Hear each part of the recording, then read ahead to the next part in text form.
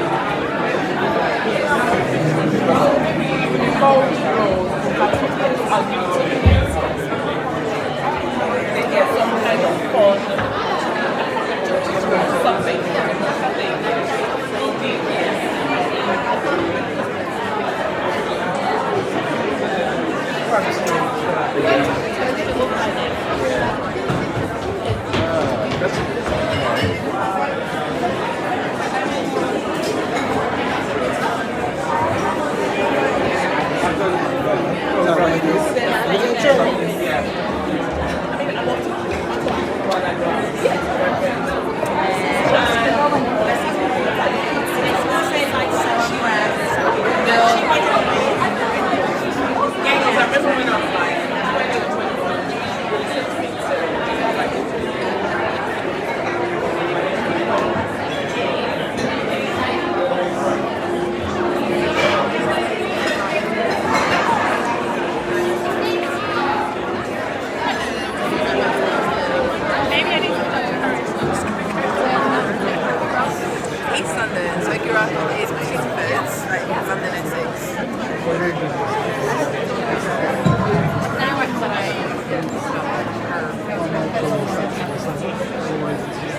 It is astonishing how far you have to take a company.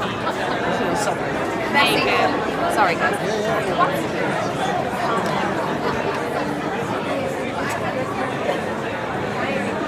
What is it? Great. Exercise. Doing the cat. Imagine the strings fight mine.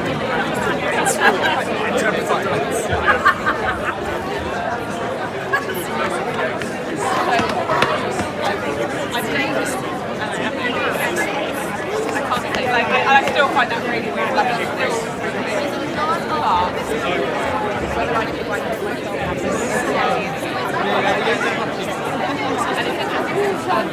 Elle vient de partir à l'instant, je les vois passer. Elles sont là. Elles arrivent là ici.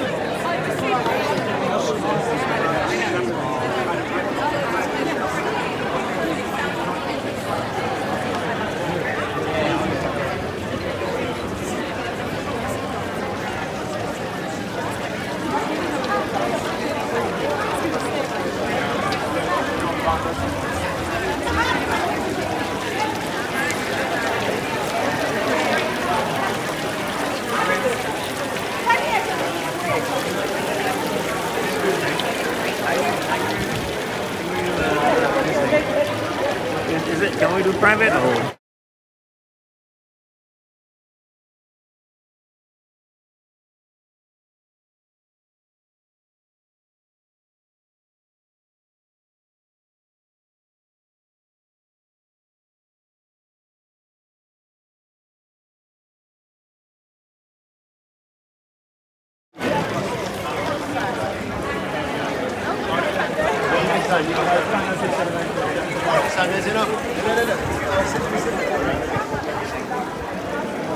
Look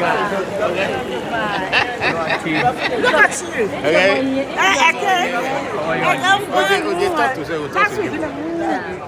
You know, Mama, you remember? Yes, you remember. Then as we know this, this side of he was the one who took the people. How are you answering? I'm fine. Nice to see you. Hey, Raphael. Thank you. Remember that our last time, Samantha, in the wedding. Isn't it?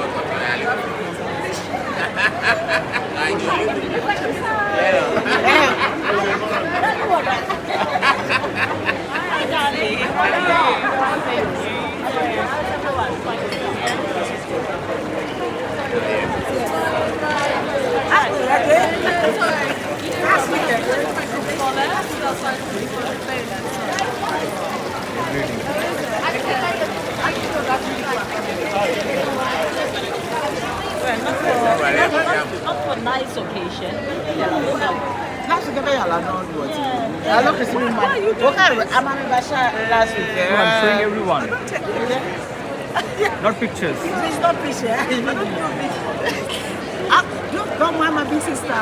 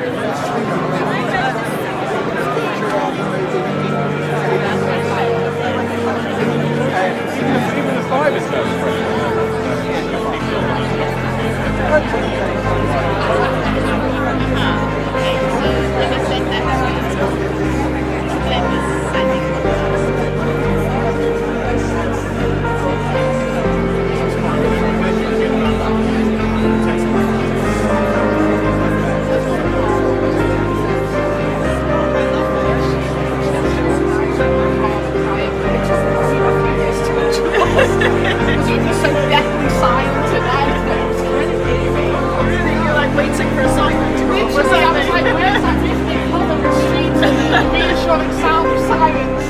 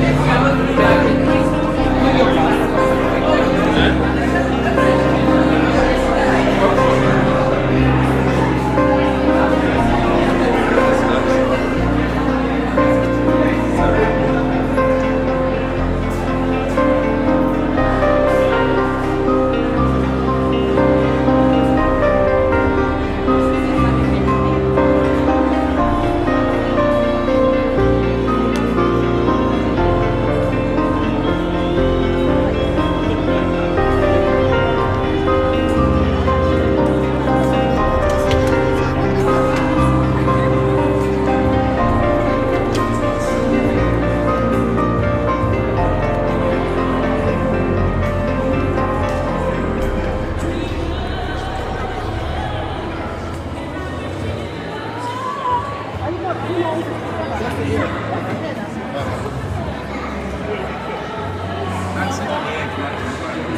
I will. That's what I'm.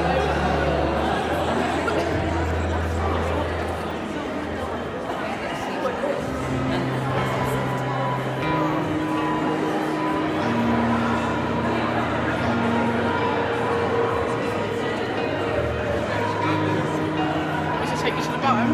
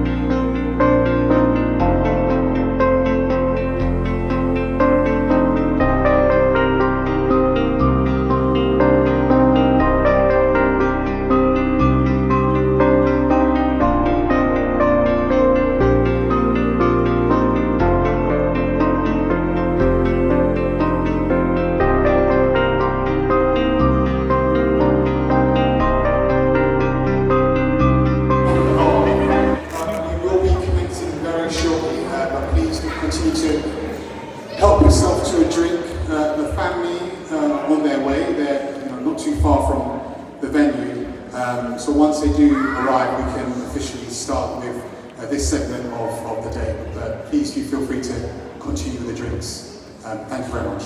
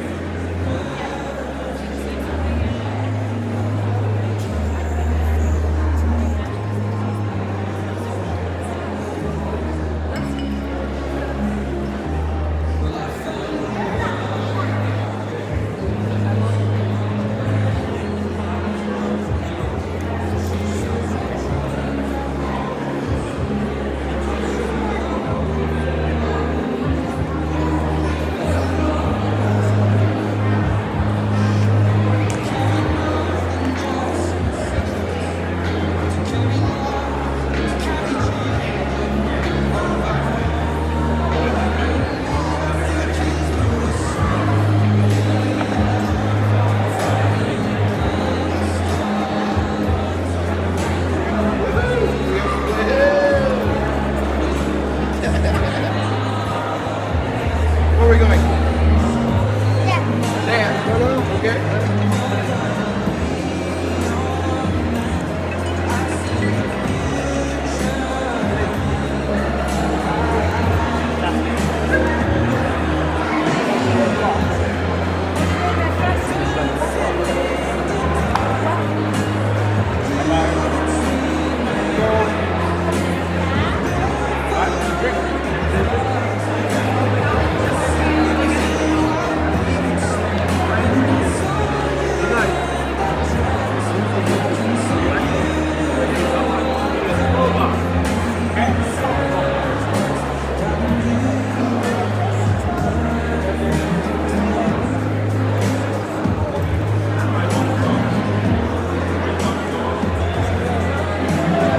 So just to let everyone know, we have got the venue till 10 o'clock, so please don't feel pressured to head off.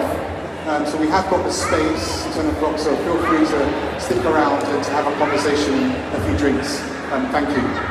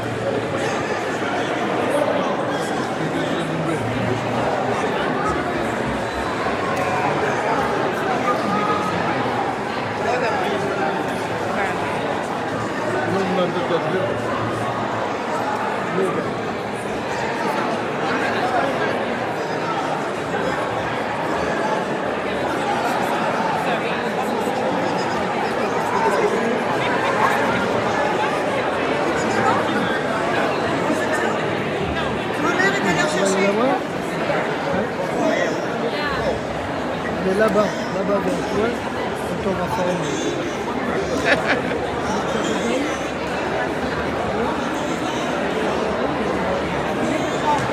Tu veux tout seul ou ça peut pas?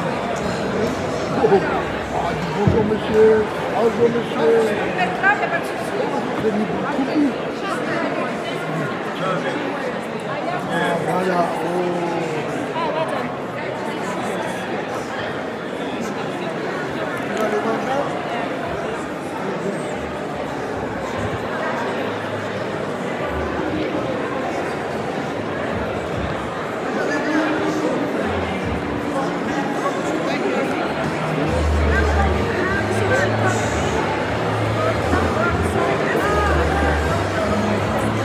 Et le petit,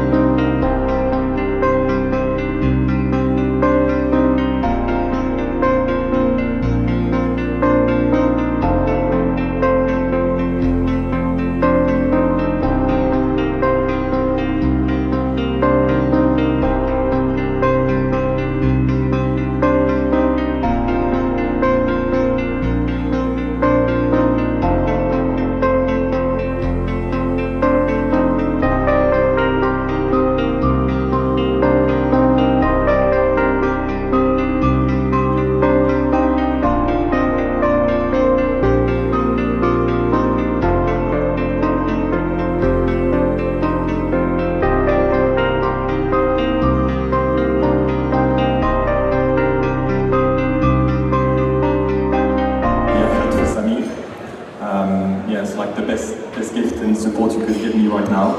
So yeah, I know people travel from very far, last minute, and yeah, I just want to say thank you so much for your show of love for Sammy.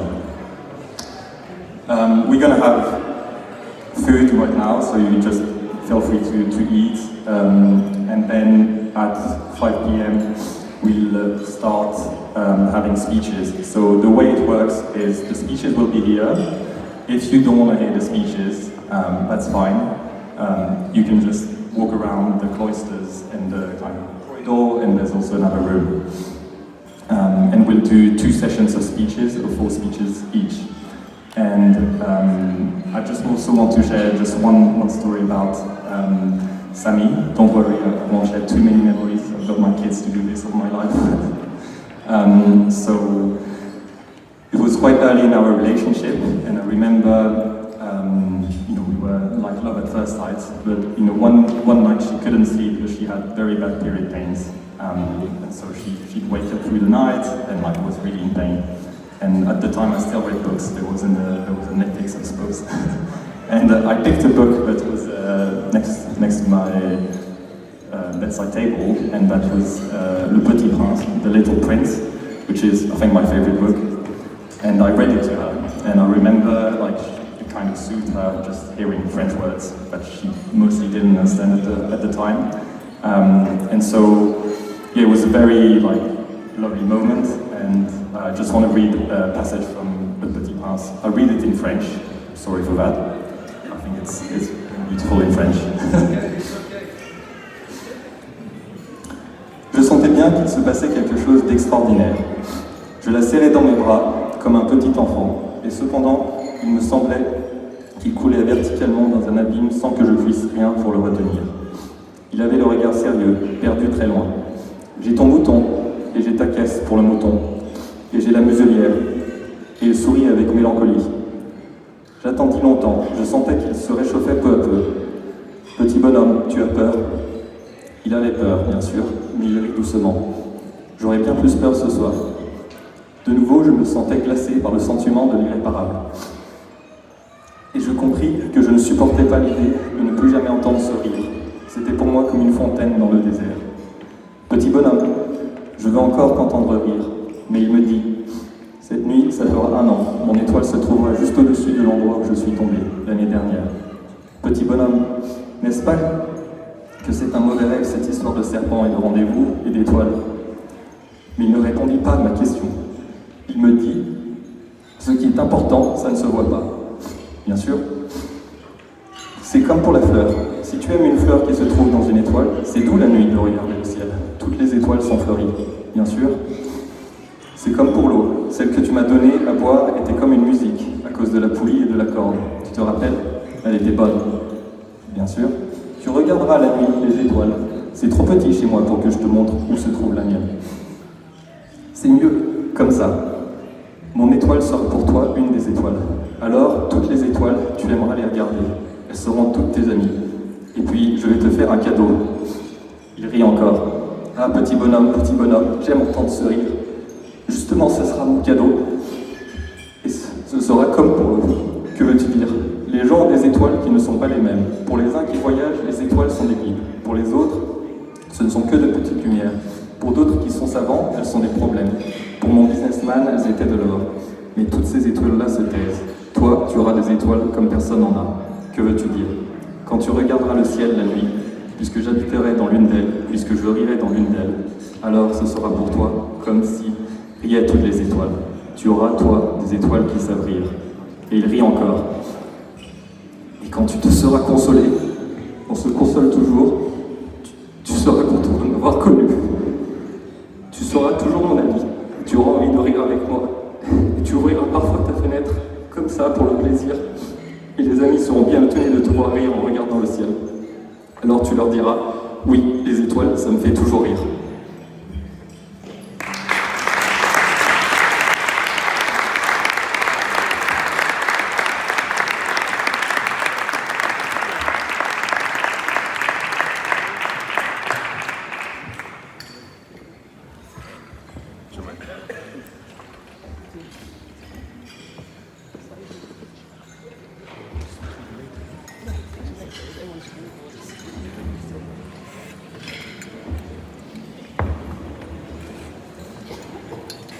Sorry, can everyone hear me okay? Yeah. Any issues, please do let me know and we'll sort it out. Thank you very much. Just some housekeeping. Bathroom is just through the doors. I think gents are this way, I'm not sure. I think the ladies over here. We have the courtyard, and as Anil said, once we're meeting, feel free to mingle, take a look at the exhibition, and head out to the courtyard, have a bit of a chat, and come back for some more speeches. Again, we do have the space to 10 o'clock, so please do not feel that you have to rush off. You can stick around and enjoy the rest of the day, and the chats and the memories that we are here to share with about Samantha.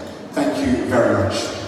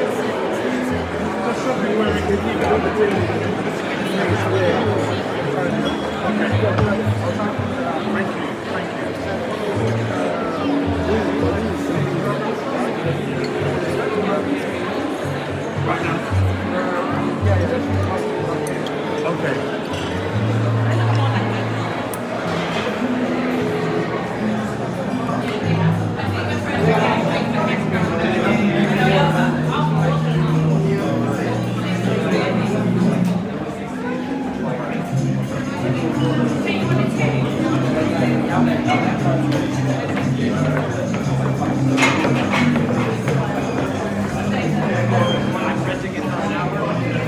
yeah, we just went like 30 minutes. Like we went quite far, and then finished. Like one other time in last summer, we went to the Lake District. Same, we hired paddles, and I had Edem, Sammy had MFA. So we both on our paddleboard with them on the front. And it was on lake, so very flat lake. And then there was just one boat allowed on the lake that was doing crossing the lake. The boat passed, we waited like the wave, it passed very fast. I hadn't noticed it, so I didn't stay quiet. The small wave, you know, you take the roads. No way! You had to go like that.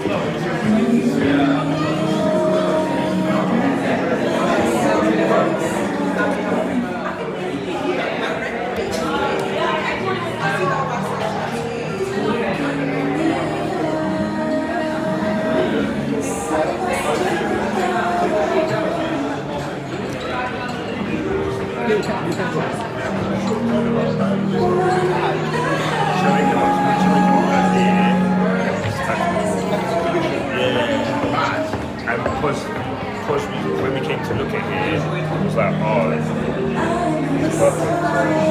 Crazy. Have you read it? Yes. Because you were there for the Paris one.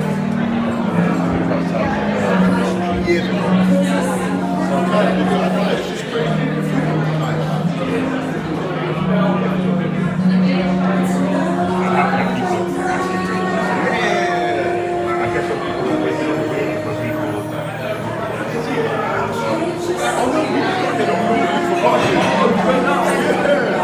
Try parking. Yeah, that's what we see there.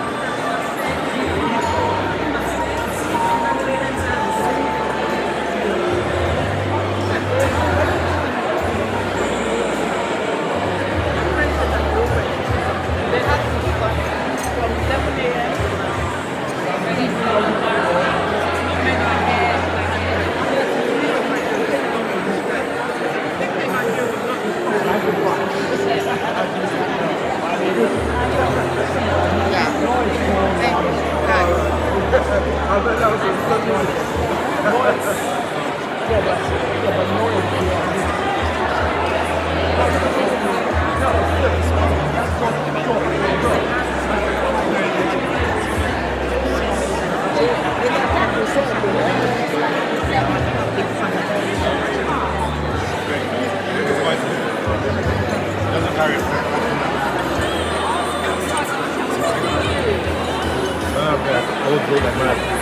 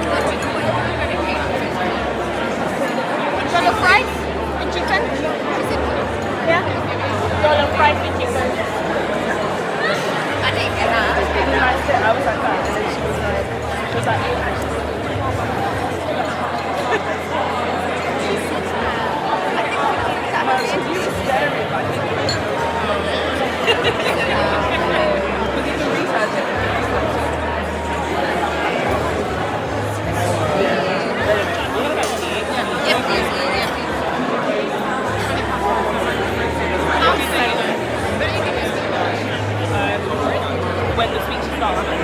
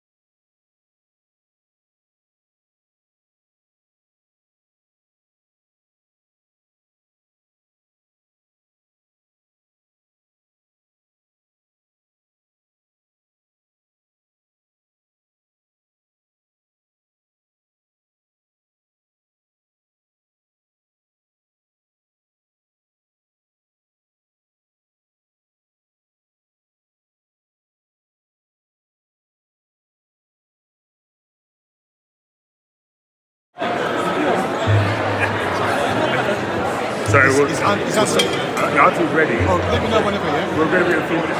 But just let people know that. So, what I'm saying, we're going to start this one.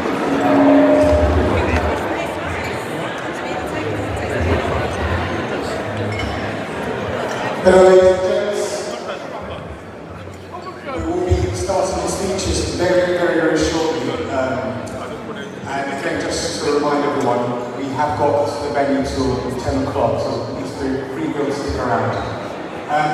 What I would kindly ask you, that when we do start the speeches, if you do want to have a conversation, please just head outside into the exhibition area. But whilst someone is giving a speech, if we can kindly try to keep the volume right down so we can hear what they're saying. Yeah? Thank you very much.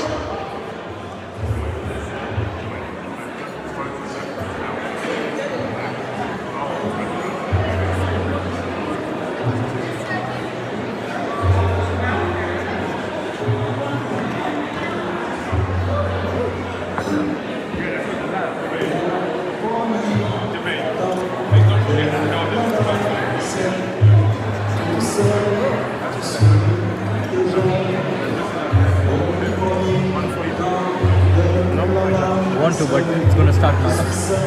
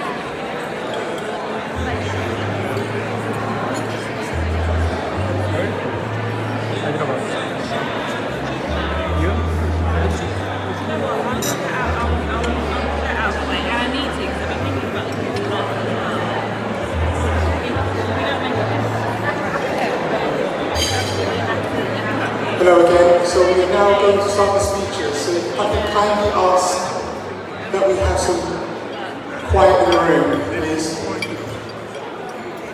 If you do wish to have a conversation, please just head outside and continue conversation. But we are now going to start the speeches. So with that, I would like to hand over the mic to Samantha's auntie on her father's side to give the very first speech.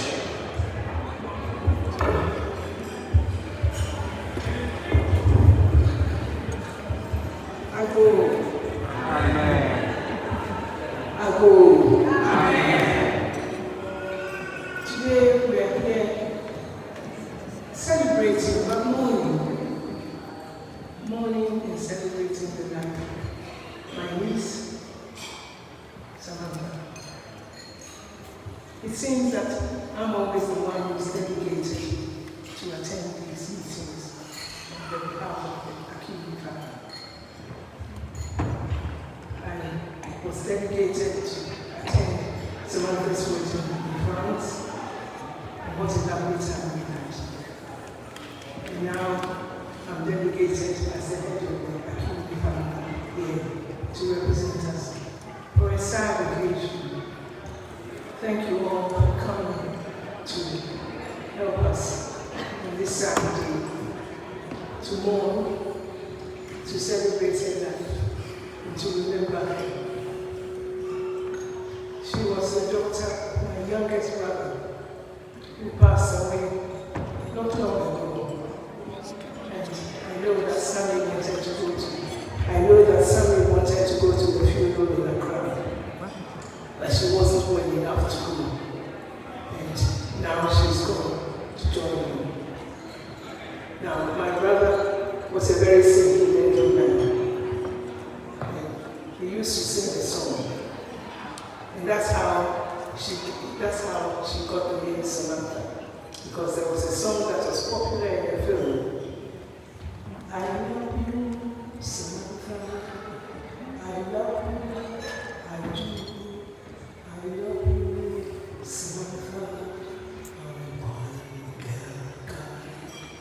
I love you, Samantha. Now we are together because he passed away. We mustn't mourn too much. We mustn't be too sad because we mourn it was Sammy's life. And we've got the children and the rest of our lives to continue. We thank everybody. We must use that touch to touch our people. Thank you.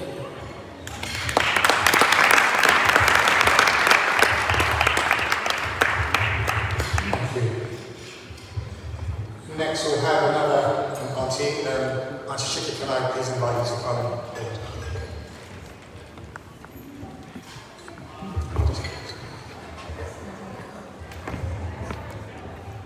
Good evening, everybody.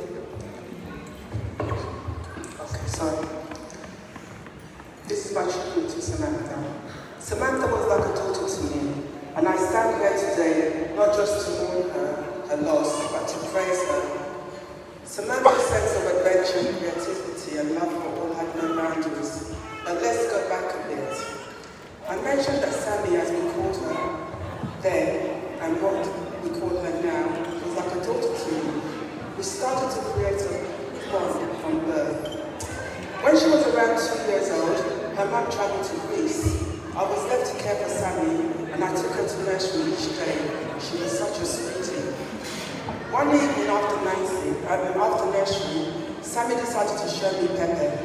As I refused to buy her sweets on the way home, she threw one of a mighty tantrum from Charing Cross to Hendon, which is 25 minutes on the tube. Did 15 stops. This was the sweet Sammy. I sat there pretending to be the evening standard, whilst trying to hide my embarrassment as everyone in the carriage stared at me. You know that wide stare, when the children throw the tantrum extraordinarily, yeah. Well, there wasn't a jelly top, a milk bottle. 1 minute, auntie.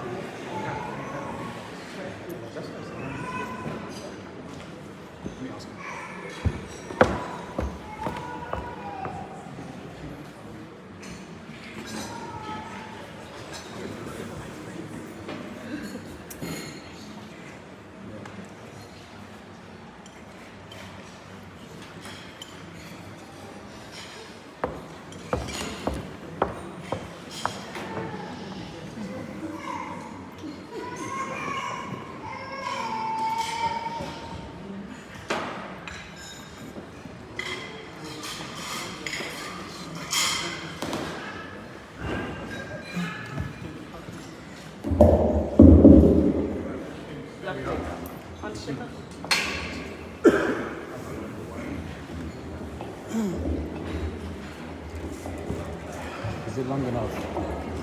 Oh, thank you. Underneath.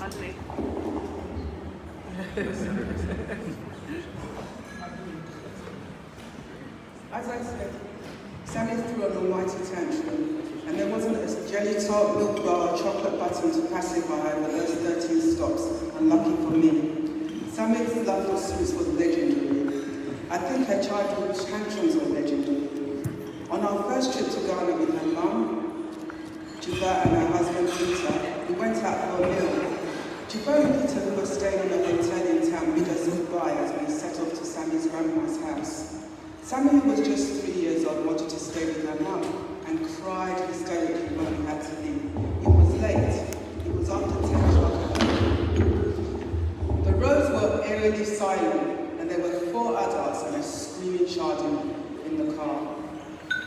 Uncle Victor and Auntie Evelyn were mortified at her reaction. Although they had 5 children of their own, they had never heard crying and wailing like that.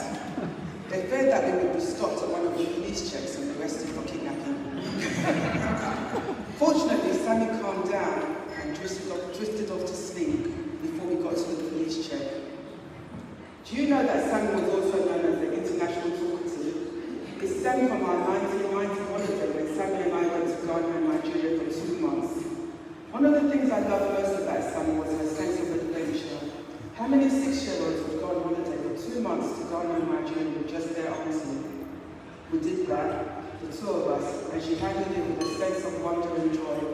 She was a natural-born traveller, always seeking new experiences whatever she was exploring the world, on her own, with friends or with family. And as a mother, she found new adventures with her children, showing them the same excitement and curiosity about the world that she had embraced as a child. Cultured, multilingual and fashionable, who can forget Sammy's fashion sense and style? It took her to Savile Row, modelling and having her own business. I loved her sense of style, her natural beauty. I used to bump into her all over London.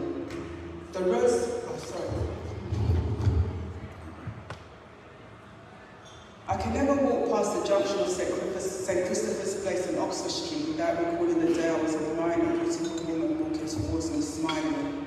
I was mesmerised by her elegance and beauty. Suddenly I heard the words, "Auntie Shika." It was Sammy.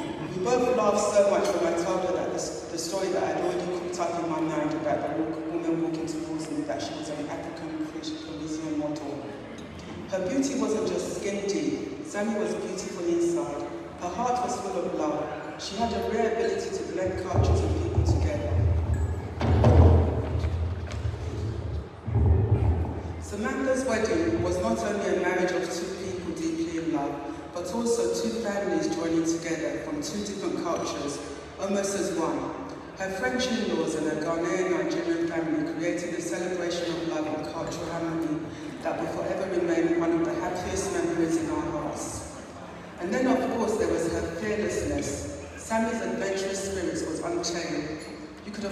Sammy to the middle of the ocean and she would sink. She wouldn't sink.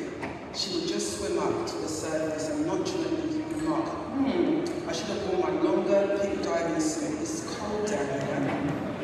She was someone who could live anywhere, adapt to anything and still shine brightly. She lived her life as though there were no limits. Sammy would launch a room consultant styling rooms that eventually incorporated her general styling. In time, the consultancy became known as Sammy Aki, and like everything she touched, it became a success. I'm sure you have stories about the impact she's had on your life, but I want to remind everyone that she was also a daughter, a sister, a wife and a mother, and she excelled in every one of those roles. Sammy joined two families together in harmony. The families will always have each other, and although she has left a huge gap, I know that she has also left a blueprint to mark her life. Love, family and kindness. They were raised to honor it. Sammy had an absolute positive view of life. I say this because nothing could keep Sammy down. This is what I loved and admired about her. From an early age, she learned to turn the page on anything negative. Little did we know that she would demonstrate this with a life-challenging cancer. With the cancer, like the diabetes, she lived her life on her terms and defied the odds for as long as she could. It was only when she went into hospital 2 days before she passed away that she stopped responding to messages and working on the various to-do list. Although it will take time for us to cope with this loss, we thank God for the extra time we were given. We appreciate it and we will show it in time. Sammy was a shining star, and I have said how she shone with her whole family, with her beloved husband and children. It will be up to us to ensure that her light will continue to shine on her children. In life, Sammy touched so many with her love, generosity, beauty and kindness. Her leaving does not change that. Her star will continue to shine in the hearts of those she loves so passionately. God gave her a fingerprint that no one else has, so that she could leave an imprint that no one else could. Her website gave us a guide to the most memorable outfit you'll ever wear. Sammy's smile was the most memorable outfit she wore. So whenever you think about her, please wear a smile. May peace be with you, our one and only Sammy. Love you, Auntie Shika.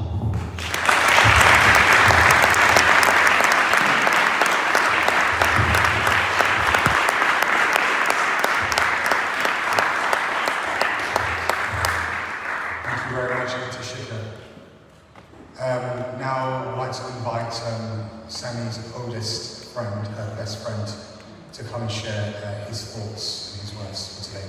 And invite John to come forward, please.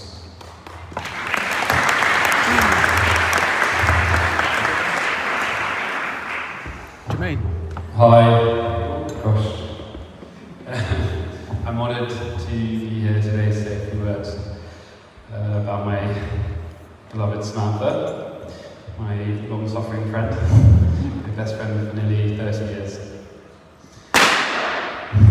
Boom!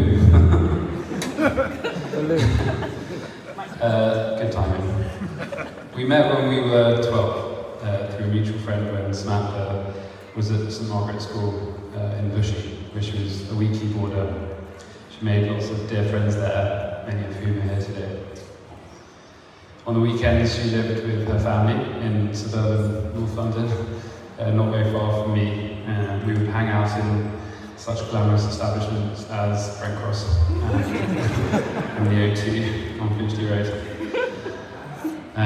From the start, she always stood out to me as someone fascinatingly different, not just because of her wild and ever-changing hairstyles, but also because she was just so funny, clever, confident, and importantly, seemed to like food as much as I did. I remember being struck when we first met that she wouldn't share her McChicken sandwich with me, something that was very new for me from a girl. I thought, I've met an ally here. Only later did Samantha tell me that she actually had type 1 diabetes, and it was more self-care than childish tantrum throwing, which was my hanger situation. Samantha's kind of management of her type 1 diabetes was typically brave and amusing to her, and she teased me often with needles, which I was very frightened of. When we first became friends, Samantha wrote me a lot of letters, very old school.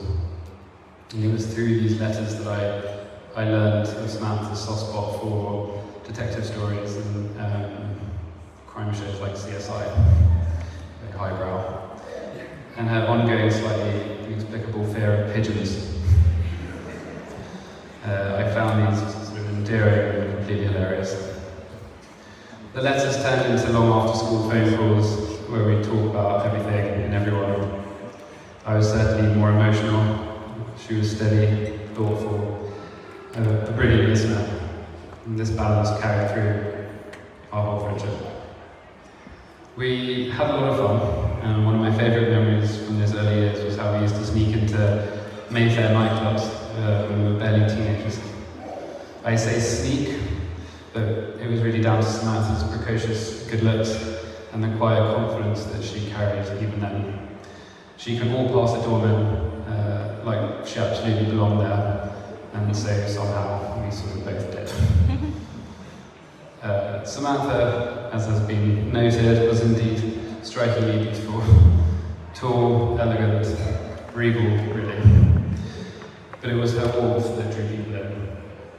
Her huge and very generous smile, that mischievous giggle. Samantha and I went on some great holidays as teenagers too. Marbella being a destination that stands out. We hit the delights of Puerto Banús, drank cocktails, laughed, competed on our tans, and ogled at fancy yachts. I always felt so lucky to have Samantha on my arm. She was so striking, so charismatic, and somehow always entirely herself. As the years went on, our friendship adapted to the times, and texts became video chats, but the closeness never changed. Samantha was someone who stayed connected no matter where in the world she happened to be. And she was often somewhere adventurous and independent. She was always off exploring. Samantha was particularly drawn to Spain and Latin America, picking up a love for the Almodovar movies and flamenco, and later branching out to further fun places like Peru, and of course spending a year living in Mexico. She loved to travel on her own, long before she met her fellow adventurer, Anaya, who she fell deeply in love with, and would become her beloved husband and partner in every sense. Samantha was a very thoughtful gift giver. As teenagers, she made me mixtapes and CDs, the Tequila Literary Collection. Carefully chosen songs that captured feelings or moments, as well as her first collection of men's clothing, t-shirts, hand-drawn designs. Over the years, when she travelled, she'd bring me back small, beautiful gifts, always with a story behind them. Today I'm wearing a pair of her beautiful socks. and this handkerchief, both of which are brilliant fuchsia pink that Samantha adored so much. Samantha had a brilliant eye for beauty, whether in fashion, interiors, or everyday moments. But she was always very careful with money, and had a talent for cherishing a bargain. These creative traits led her to training with Savile Row, learning the arts of men's tailoring, and later launching her own business, Sami Aki, specialising in men's styling. Later she brought her design skills to interiors, creating beautiful homes with Anaya, Highbury, Canonbury, and Dartmouth Park, and really adding her flair to the family's historic hotel in the Ardèche in France. The trust that the Astic family placed in her meant the world to Samantha, and she honoured it in everything she created there. Samantha was a very caring and supportive sister to her younger siblings, Amadio and Julia. I remember very clearly meeting them both for the first time in Hollywood Place. I won't say more. Samantha always looked out for them both with a deep sense of love and responsibility, always offering her support and wisdom where it was most needed. I feel so so fortunate to have been welcomed into Samantha's wonderful family throughout the years. Samantha loved dressing up in many different guises. Whether it was a 1920s themed party where she met Anne, a glamorous cocktail bash, an East London street rave, a Halloween party, or most recently a 1960s murder mystery Samantha hosted for New Year's. Samantha always annoyingly had the perfect look. It was seemingly at her fingertips. This creativity shines through so clearly in her children. You can see it in the Method's love of dressing up and performing, whether she's becoming a flamenco dancer or Mary Poppins for the day. She's joyful and bold and full of imagination, just like her mum. And Edem, always smiling and laughing, pretending to be a ferocious lion, carries Samantha's light, strength and playfulness in such a natural way. Both Nefer and Edem have Samantha's dazzling smile and dimples. And when they laugh, it's like she's right there in the room with you. Samantha nurtured that spirit so instinctively, making the everyday magical and giving her children a sense of freedom, play, and deep security. Samantha was open, warm, inclusive, and genuinely non-judgmental. Whether we were watching films on the sofa, having a milkshake at Ed's diner, at a busy party, or having a heart-to-heart on the heath, you could be entirely yourself around her. She'd meet you with curiosity and kindness, and never criticism. Her thoughtfulness ran deep, and her humour often left me giggling for hours. I will miss her deeply. I already do. The long conversations, the shared memories, the grounding presence she had in my life. She was an extraordinary friend, funny, wise, completely irreplaceable. Thank you, Samantha, for welcoming me into your beautiful family, for your loyal friendship, your laughter, your love. You were one of a kind, and you have helped shape each one of us in this room here today for the better. Te quiero mucho.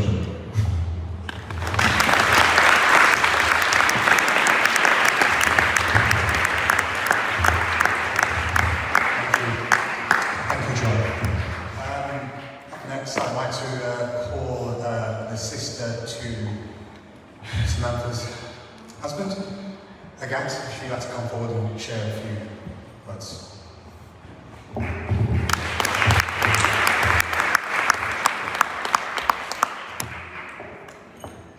Chers tous, pour moi, avoir connu Samantha, c'était comme côtoyer une star.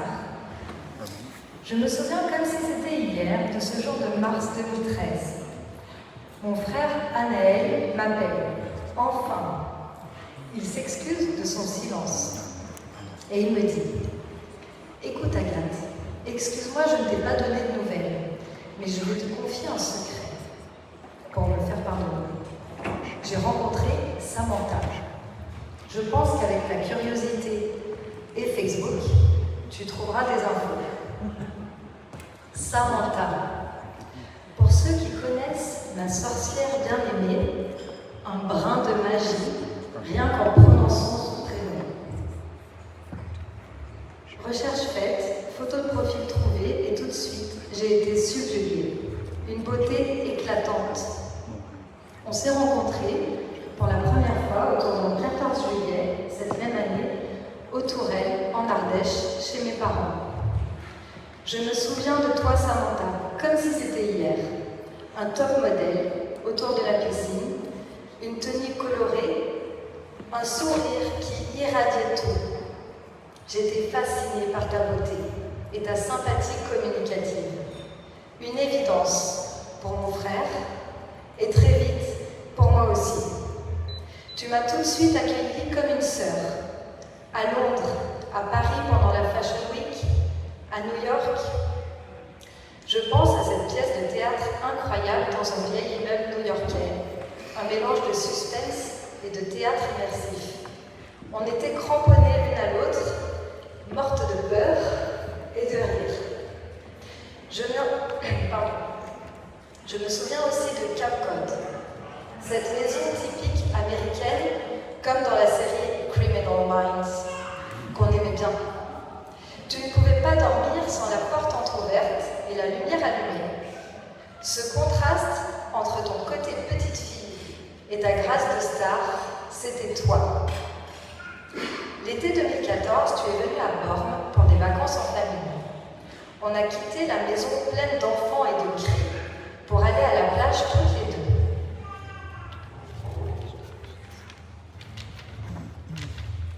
C'est là qu'on a eu notre première discussion sérieuse. Tu m'as confié les yeux remplis d'étoiles que tu n'attendais qu'une chose, qu'Anaël te demande en mariage, et que tu rêvais d'une vie à ses côtés avec des enfants. Et ce rêve, tu l'as accompli. Je me souviens aussi de ton hen party à Berlin, tous tes amis réunis autour de toi, et notre fierté avec Charlotte de faire partie de ce moment. Être avec toi, Samantha, c'était comme avoir un pass VIP permanent. Partout où on allait, les portes s'ouvraient comme par magie. À New York, une file interminable devant une boîte, toi sur le trottoir, un simple regard, et on entrait. À Berlin, tu faisais rentrer 20 personnes d'un seul sourire. Tu avais cette aura, ce magnétisme irrésistible. Même Amy Winehouse t'a arrêté 2 fois dans la rue. Elle t'a regardé intensément et elle t'a dit « I love your jumper ». Tu m'as permis de découvrir des univers créatifs que je n'aurais jamais approchés.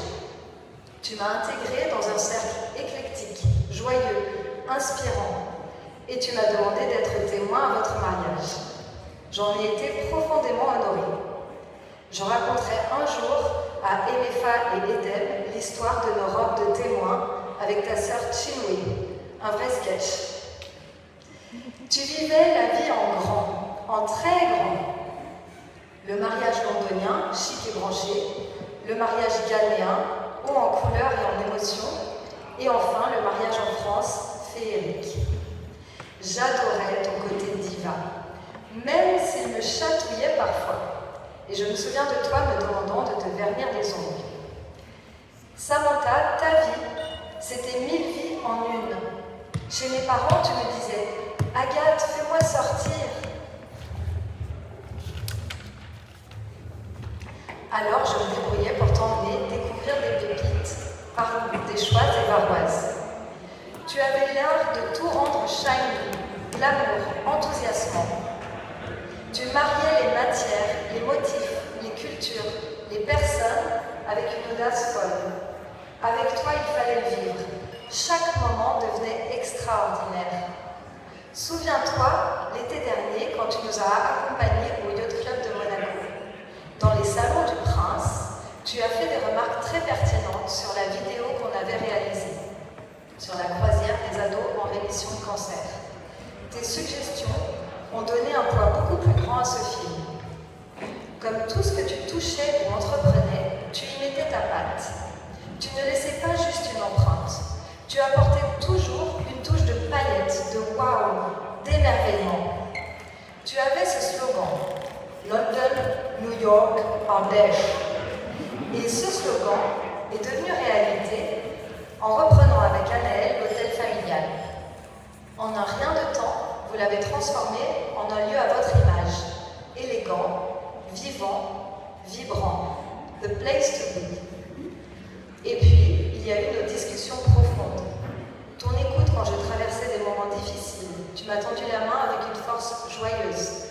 Tu m'as transmis cette phrase qui ne m'a plus quittée. Tu es libre, Agathe, de vivre la vie que tu choisis. Tu as le droit à une belle vie. Je pense à ce voyage à New York avec mes filles, à la toute première sortie d'Emefa dans sa poussette tournée vers le monde. Tu avais décidé que ce serait ainsi avec Tati Agathe, Rose et Léon. Je te remercie pour le temps, l'énergie, l'amour que tu as donné à mes 3 filles. Tu les as encouragées à parler anglais. Rose a beaucoup grandi à tes côtés avec son séjour chez vous l'été dernier et grâce à ta générosité avec ton amie Émilie qui l'a accueillie dans sa boutique café. Je mesure la confiance que toi et mon frère m'accordaient. Tu Tu me laissais faire ce bisou spécial entre les deux yeux de tes enfants. Ce bisou, Samantha, je vais le continuer, encore et encore. Tu es devenue pour moi bien plus qu'une belle-sœur, une sœur de cœur, une sœur tout court. Nous avons même eu le bonheur de nous disputer, comme de vraies sœurs, avec la liberté que cela suppose. Mais toujours nous nous retrouvions. J'ai aimé tous ces moments en tête-à-tête où nous discutions de la vie. Nous parlions de ses difficultés, mais aussi de sa beauté et de sa joie, et de l'importance de s'accrocher à ces moments de bonheur. Samantha, tu es une femme inspirante, et j'ai eu une chance immense de te connaître, de partager avec toi ces moments, ces aventures, ces conversations. Ces souvenirs sont une force puissante et une source d'espoir pour continuer à vivre sans toi. Avec toi, tout semblait possible. L'impossible devenait réalisable.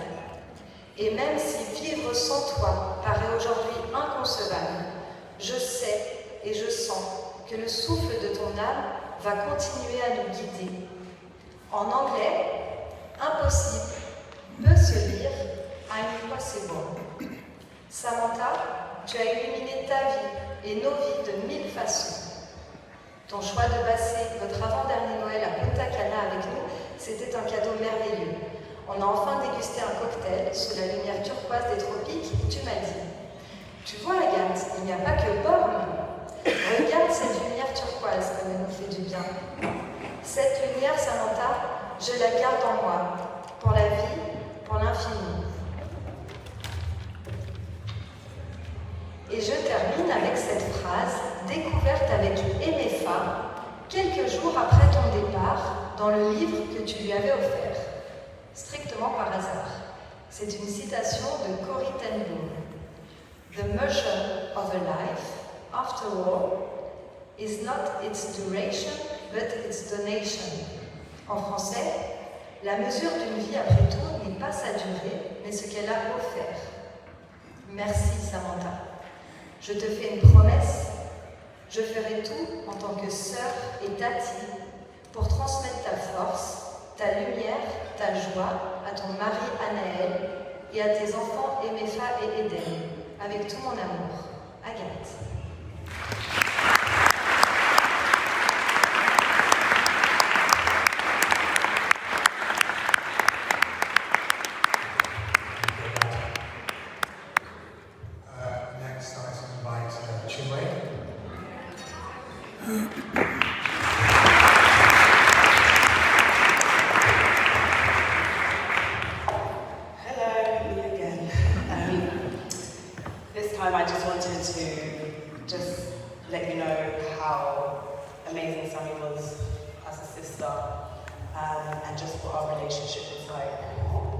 My superstar sister, that's who she is and will always remain. I have fond memories of borrowing Sammy's clothes and jewellery in an attempt to dress as stylishly as she did. Even going so far as to trying on her green contact lenses she saw in her late teenage years. Not the most hygienic choice, but those moments were my way of trying to be like her. However, 60% of the time, I always ended up ruining these items with a failed attempt at putting it back and pretending it wasn't me. She had so much clothes though, she didn't realise the majority of the time.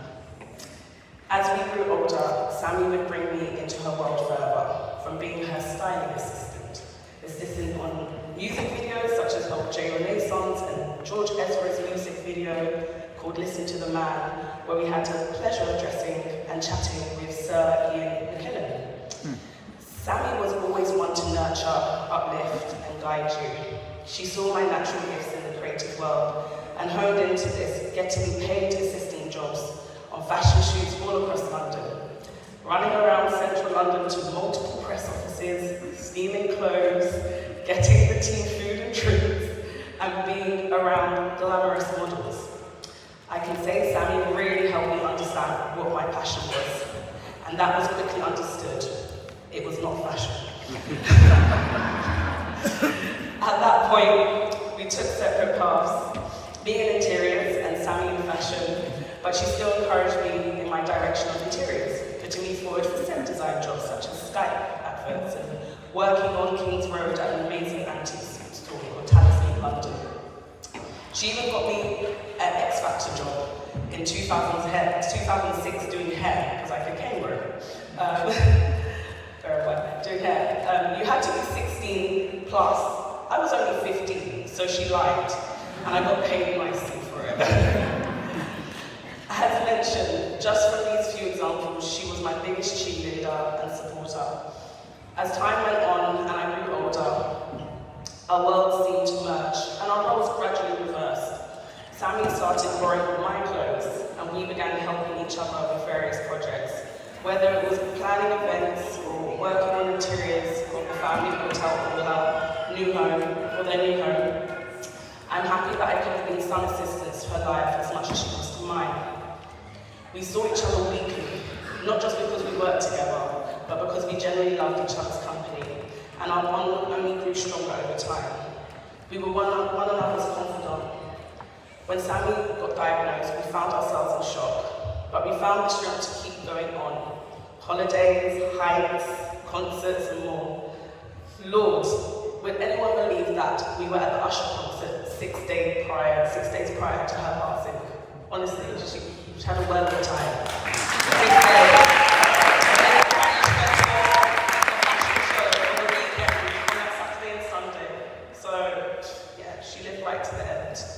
Those who knew her very well could, because she kept on going for her family and friends, showing so much strength and happiness even in the midst of pain. She was very intentional with bringing us all together, all her friendships, even down to her DJ, big up Renee, she's at every event. He's been in my life for 15 years.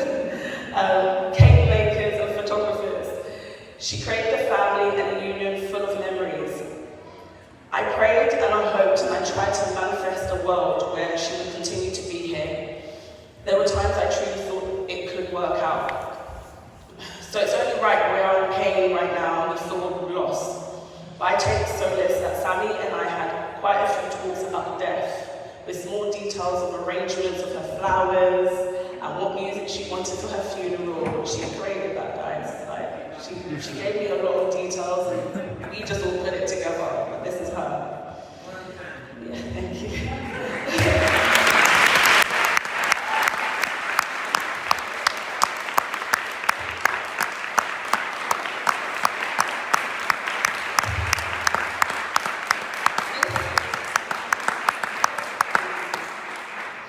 This brought me a sense of unusual understanding and purpose.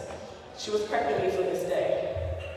Last November, I was getting married, and I blurted out, "Oh my God, I can't wait for this to be over, so I don't have to plan anything for a while." And my friend reminded me that Sammy responded morbidly with a smile. "You can't relax yet, you still have my funeral to plan." Yeah, so she had her little dark sense of humor, but she was always kind of prepping us for this day, I believe. However, all these conversations still couldn't prepare me for the silence, the absence of your infectious laugh, the silence of my phone without your design questions, or the simple text asking to hang out. I cherish every second spent with you, and your spirit is a gift to everybody who has known you. I'm truly honoured to call you my sister and forevermore. Seeing you face life's hurdles with such empathy and understanding for others, even when you're going through your own storm, has always been inspiring. It reminds me of the incredible person that you always will be. I would sometimes call you with my own problems, and you would still support and advise me, even when you were not doing great yourself or feeling low. I would truly miss you. Every piece of me, who I am today, is because of you. No amount of photographs will be able to express the deepest loss. Not even photographs, sorry. No amount of paragraphs would not be able to express the deepest loss I feel. However, we shared so many memories. From you kicking my tooth out, doing a cartwheel, going to fashion shows, working together on projects, globe-trotting, and simply just relaxing with your family. Although you were gone, I am so happy you've gifted us with two amazing children. Emma is an absolute spitting image of you and your personality too. And Eden has shown great care and empathy at such a young guess I'll get to be that big sister, auntie, second mum that you were to me, and that I can say fills me with joy. Sammy, you didn't only just give us kids, but you gave us the best, the most amazing Astic family.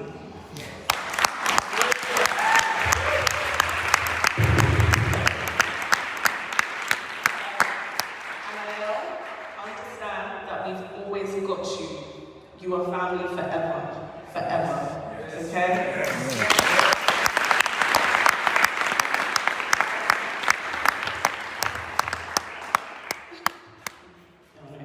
I always make videos for Sammy. She always, I always make videos for Sammy. She always loved watching them, so I thought I'd show you one I made. I used to listen to this song for hope that she would get better. But it has a different meaning now. I know in time everything will be okay, and life going forward will work itself out. That's something she's always comforted me with. Thank you.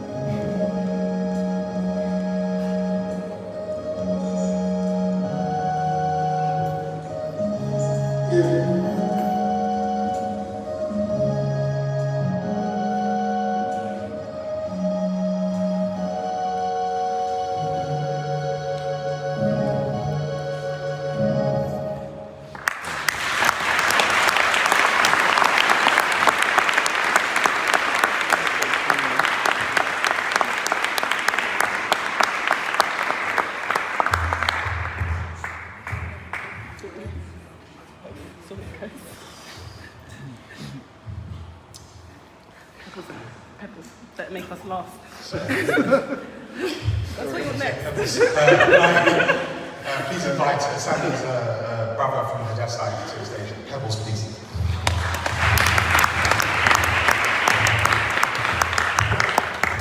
Right, well, it took, let's see, Sammy to go to this extreme for me to wear a tie. I haven't worn a tie since I was in boarding school. I always refused to wear a tie. And here I am. So, Sammy and I didn't grow up together. Was it when she was 14, one day I said to our dad, I'd like to know my sister. So I picked up the phone, I got the number, called her up, and apparently it was very late, and she thought it was rather strange that this fellow was calling her up at that time.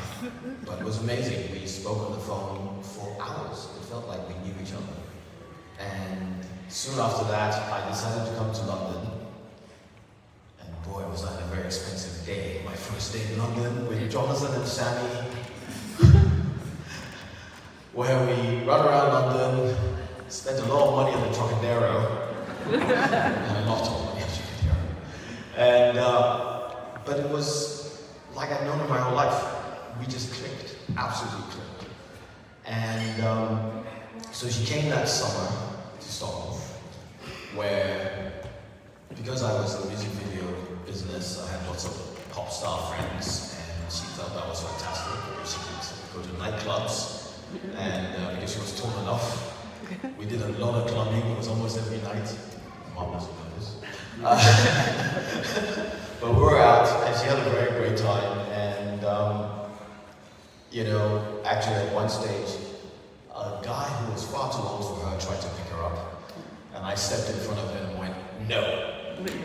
And he was like, "What?" I'm like, "No, you don't talk to her." He just, "But it's a free country." I'm like, "No, you don't talk to her." And Sammy was behind me laughing away, going like, "Yes."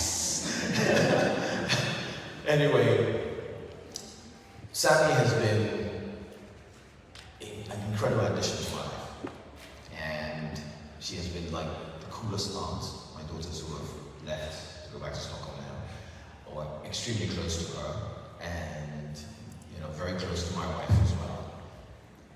And she brought the Astics into my life, and I'm going to run away with Annelle's mom. We've decided this.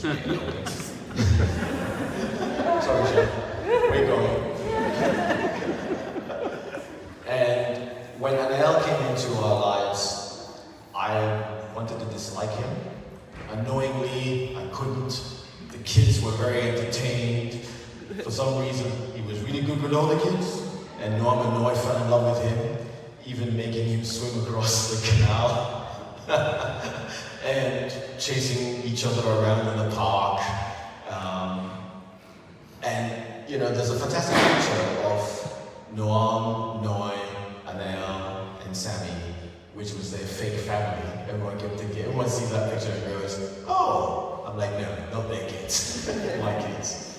But look what they did. They produced two fantastic kids who are, you know, I'm so heartbroken that they don't get to be with their mom for the rest of their lives. You know, it's been, you know, for all of us, you know, a really, really terrible period. I remember when Sammy told me that the stage of my cancer, and I've never screamed so much in my life.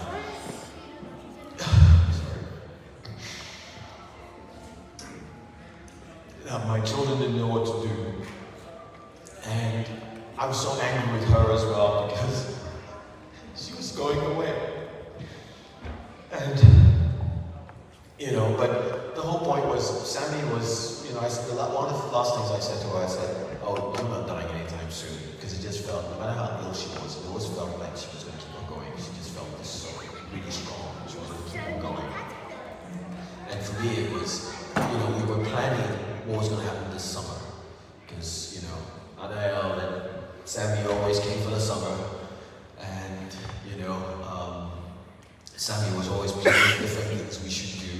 She had one idea that we should go up to Lapland and go glamping in Lapland. Now, we were looking at the brochures going, is there something wrong with this woman?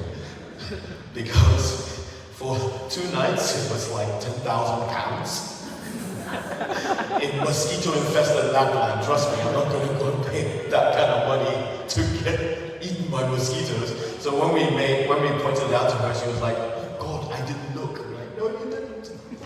But that was the thing about Sammy. I always found that it was always, you know, we were laughing a lot, we joked a lot. There was never any sort of like, even when she was upset with people, you know, and she complained about someone to me, we'd always turn it into some kind of a joke. It was always like that. And the one thing that, you know, recently, our last conversation was the first time we ever said I love you to each other. And, you know, it was really, I was so chuffed, really chuffed that we had expressed this to each other. And many of you know our father died about a month and a half ago, almost 2 months ago. And just before he died, Sammy sent me a recording. And my dad was not responsive. And in the morning of his death, I went to the hospital and I played the recording. And he woke up, hearing her voice. He opened his eyes, he looked at me, and then afterwards, he closed his eyes. And he hadn't opened his eyes the whole time. I'd been there for 3 days. And then about 4 hours later, he passed away. But in the message, which if you want to hear it, I'll play it to you.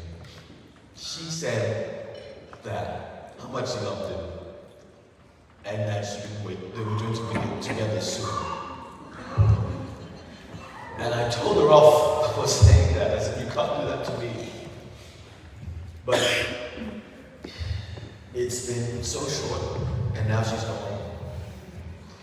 And, you know, she said to Sandra, my wife, please make sure that the cousins know each other well. And so one thing we're going to make sure, they're going to learn Swedish. It always helps to have multiple languages. You have French and Swedish, and you might try Ghana sometime, but I don't know about that. But yeah,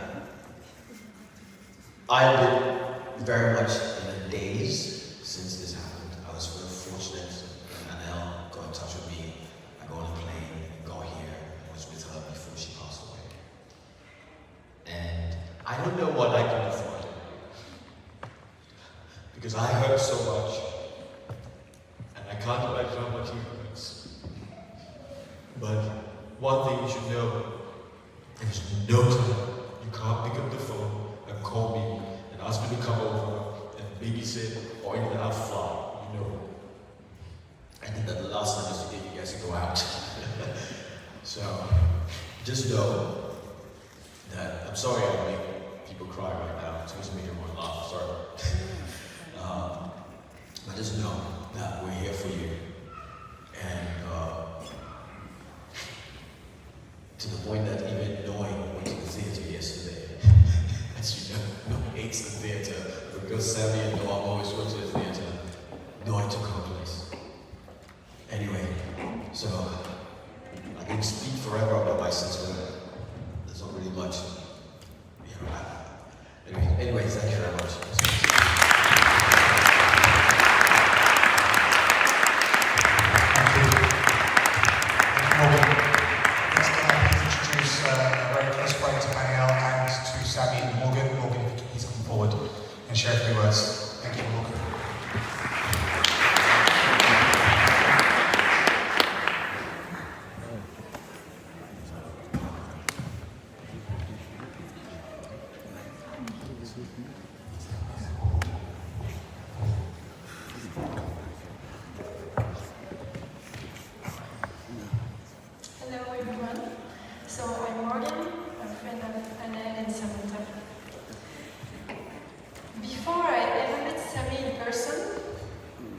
I first saw her through Anael's eyes.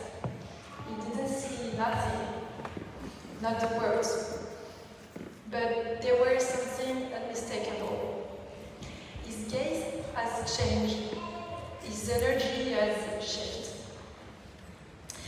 And I remember thinking with a huge smile, well, he's become a real duck. In French, c'est devenu un vrai canard. That's mean, it's a French expression that means he's totally in love and head over heels. A few weeks later, I met Sammy and I understood. Life is a delicate dance of balance. Sammy carried within her many bold and beautiful contradictions. But more than that, she knew how to hold them, and how to harmonize them. And that's why I admire so deeply. What inspires me still, and what I want to keep, always. She was radiant, yet calm. Elegant, yet daring. Simple, yet grandiloquent. Gentle, yet fiercely strong. Future-focused, but fully alive in the present. And I trust profoundly in everything you carry within you. In the values you've always lived by and the ones you built with Samantha. I trust your instinct. And when the time is right, you'll follow the sun. Until then, on the rainy days, we are here and we will be here. To help you to find that light again, the one you still carry inside you.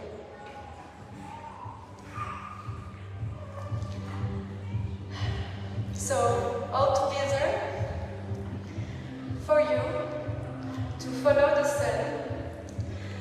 Now I'd like to ask everyone here to stand, to come on the stage, the ones who can. Yes, please come to show the example. Yes, thanks. And please take the hand. Anna, please come here. Elifa, Eden, please. And Samantha's core family, please. Can you stand here in the middle? Yes,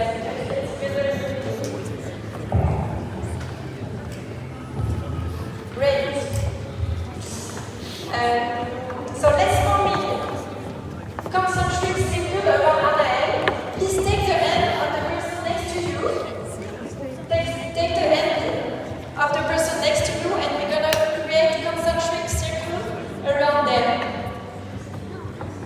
Anael, let me come together.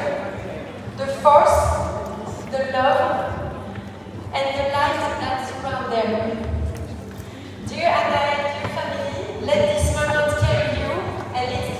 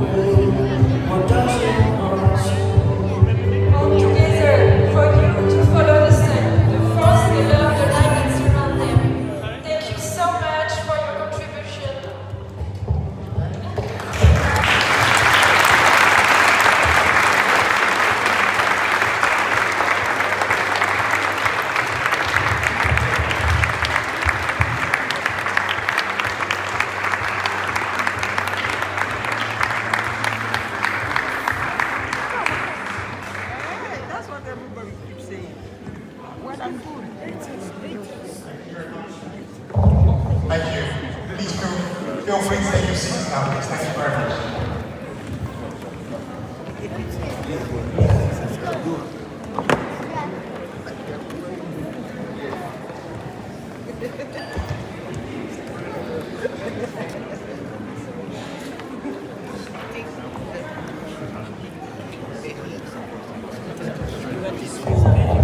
So guys, we're going to take a short break, so please feel free to grab a drink and to get some fresh air. But you know, we've got some, you know, 1 or 2 more speeches to go, so please do come back.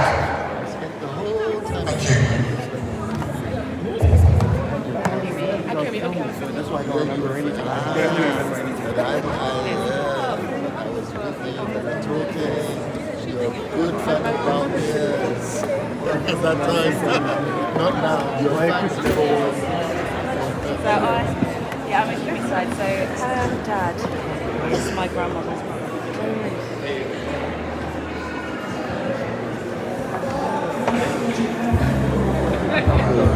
Sorry.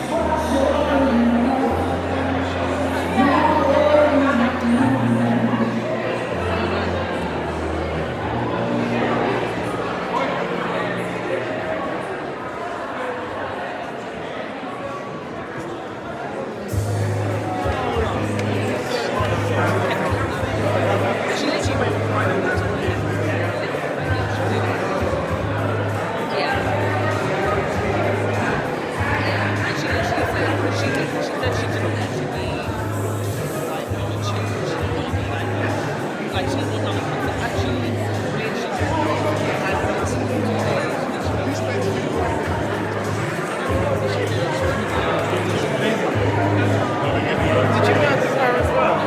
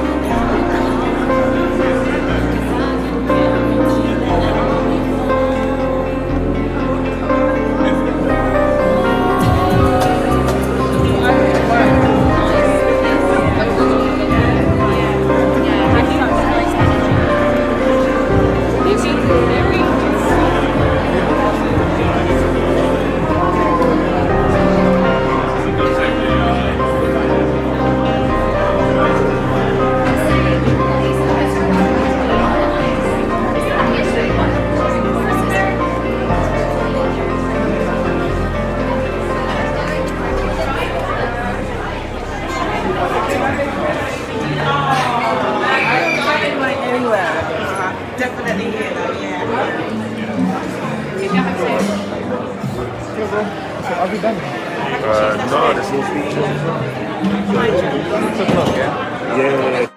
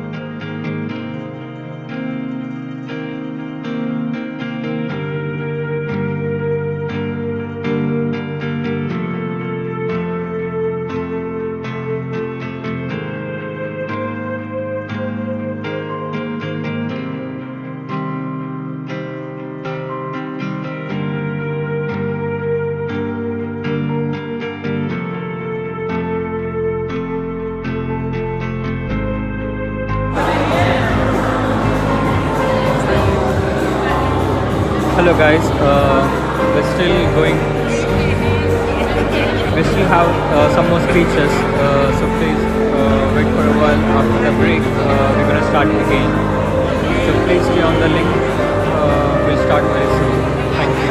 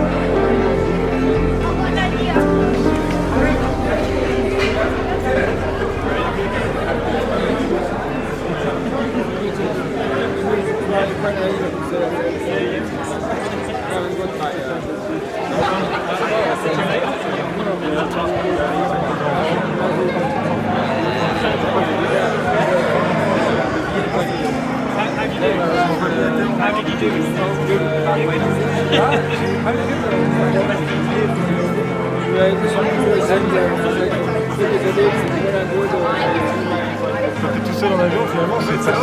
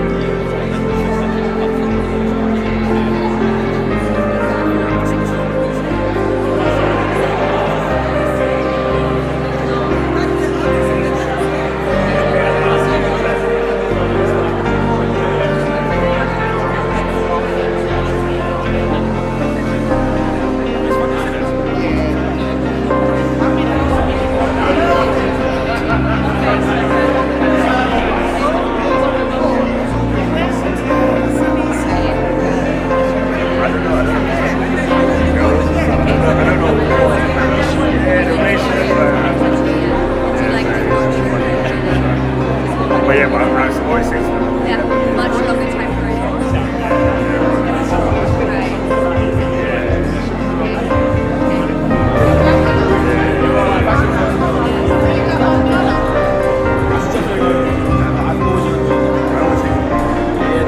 Artistically, it just seems to be. It's like living on the West African coast, to be honest. Yeah, they kind of like, they gotta go. But wait a minute, the problem for you with Qatar is that population-wise, they're way more But you're fine. But you're fine. I thought you were going to say about the language. But I think, but that's like Nigeria. Is that how it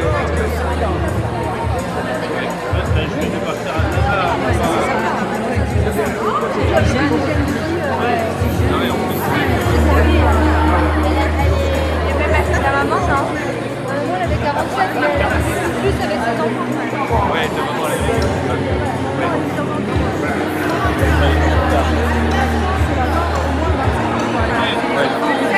Moi, je suis décédé quand j'avais 22 ans, quoi. Donc, je rentrais dans la vie active. C'est pas pareil que tes enfants. Ouais, c'est pas pareil. Pour eux, c'est...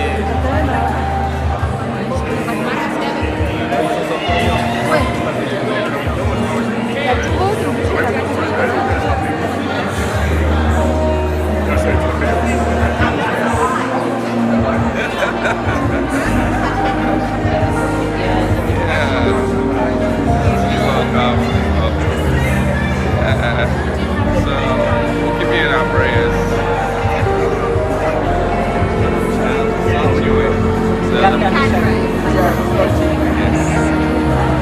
I didn't even know she recognized me. Yeah, of course.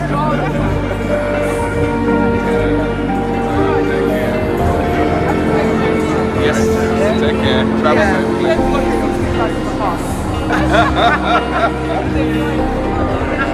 I know it's not just stop and walk by. It's bus pass.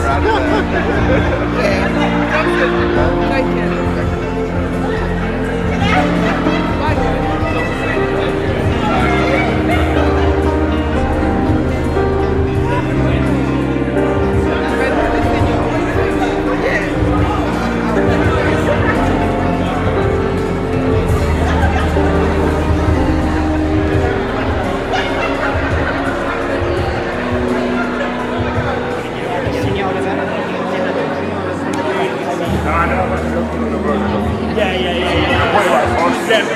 Yeah.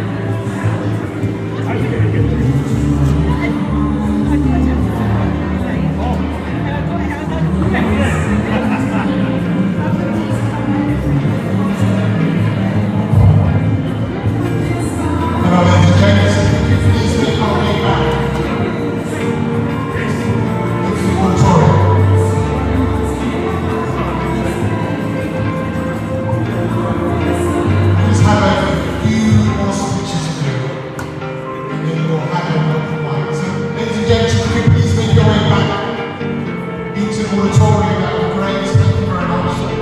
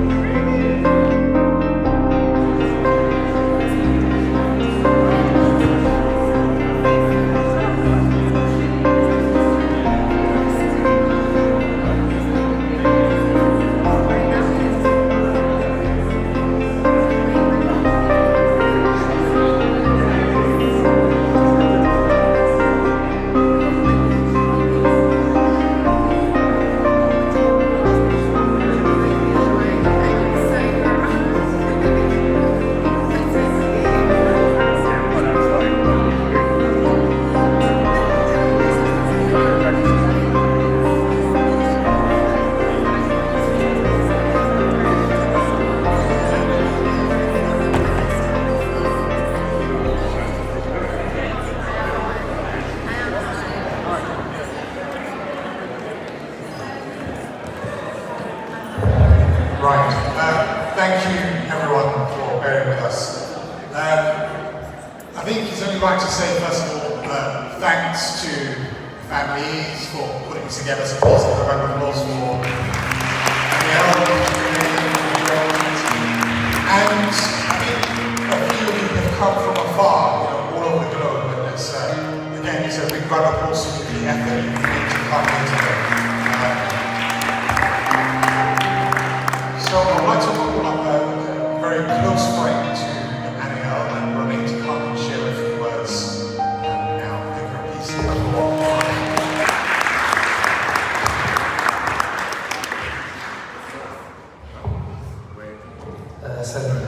I'm grateful that our path crossed in life. It all began one of us nights, but could only happen in your city, London.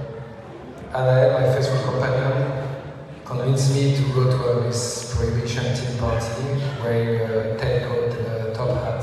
I was a bit skeptical at first at the outfit, but inside it's clear that destiny was at work. That night you caught each other's eyes, you danced, and suddenly you saw what we all came to know, that a man wearing a top hat in 2012 was a man worth loving and marrying. From that moment on, the lives of our families have been deeply intertwined. We got our first flat in Highbury together, we witnessed each other's union, our little girls grew up together at Luda. We shared countless memories in our beloved M5 postcode, and I was blessed to become Eden Godfather. It's painful to know that we won't share a room with you in this world, but your life ethos will guide me, will guide us, and it's very hard to describe the brightness of the sun, but I'll use your beautiful name, Samantha, and the letters of your name to celebrate some precious moments and memories that we cherish with Genia. Of course, your name starts with capital S. S for smile, S comme sourire. If you knew Sally, you knew her smile. It was the kind that made you feel seen, safe, and somehow lighter. I can't remember a single afternoon, evening, party without love or a few bursts of laughter. You understood something simple and profound in life. It's about living by the moment, for the moment. And you were so right, and you are so right. You made me want to live more like you, present, joyful, open, to whatever and whoever lives bring in your path. There are 3 A's in your name, you need them all. A comme amour, the love which you gave freely to everyone around you. A for Anaël, your soulmate, our best friend. You made him a better person, a stronger person. Your warmth and light radiate through his eyes and through the walls of MFI and Eden. And A for Astic, the family you transformed, the legacy you left at the Gentilhommière, a place forever marked with your soul. M for Mallorca, for the adventure we shared on this island dear to our heart. First as couple on a triathlon with Anaël and Jessie. You showed us how to order tapas in perfect Spanish like a local, even while shivering because you forgot your jumper. With Genia, you were perfect triathlon partners, always at the right corners, the right checkpoint, somehow balancing ice cream and Aperol in between, because life was not fun. We returned to Mallorca as new parents with MFA and Milan when they were 1. We cooked, we laughed, we shared stories late into the night. And Genia, I remember one evening so clearly where you and Genia have been telling scary stories by candlelight, and then you couldn't go upstairs, so me and Anaël were actually to come to rescue you from the living room, like MFI and Mila will do in the sleepover. And nature and nurture, you, the city girl, you found beauty in nature, in long walk in Cornwall, on beach, and obviously in our beloved Ardèche.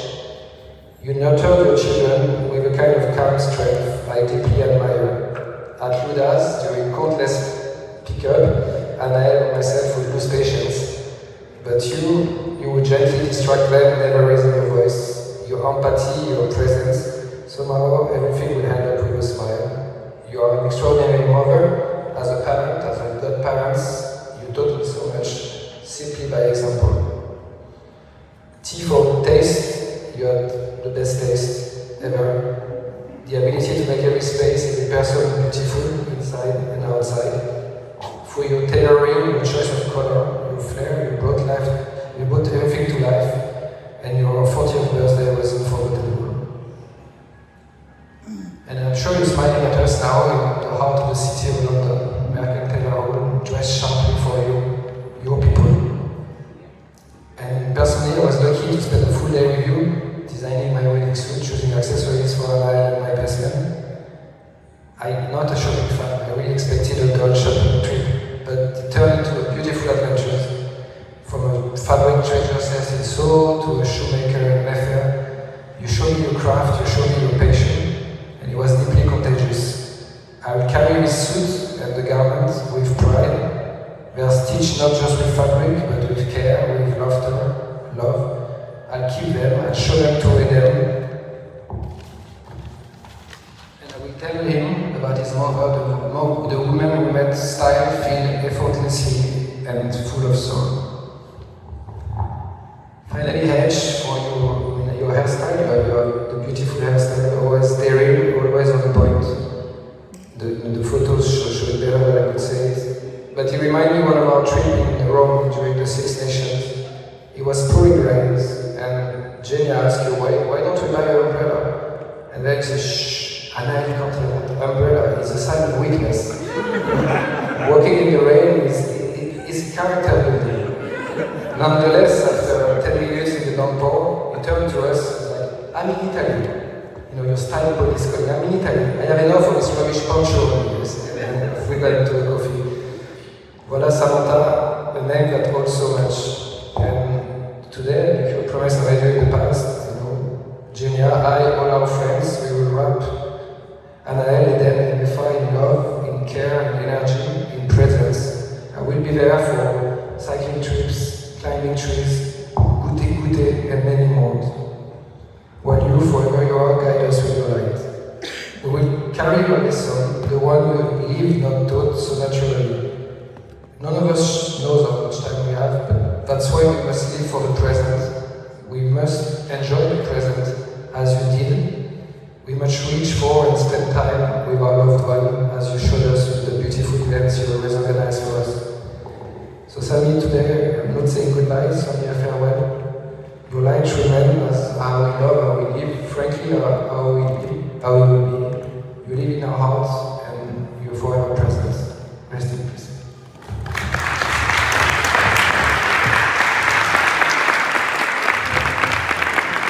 Thank you very much, Robert. Thank you. Next I'd like to invite Portia, a very long time friend of Samantha, to come and share a few words. Please give Portia a warm welcome.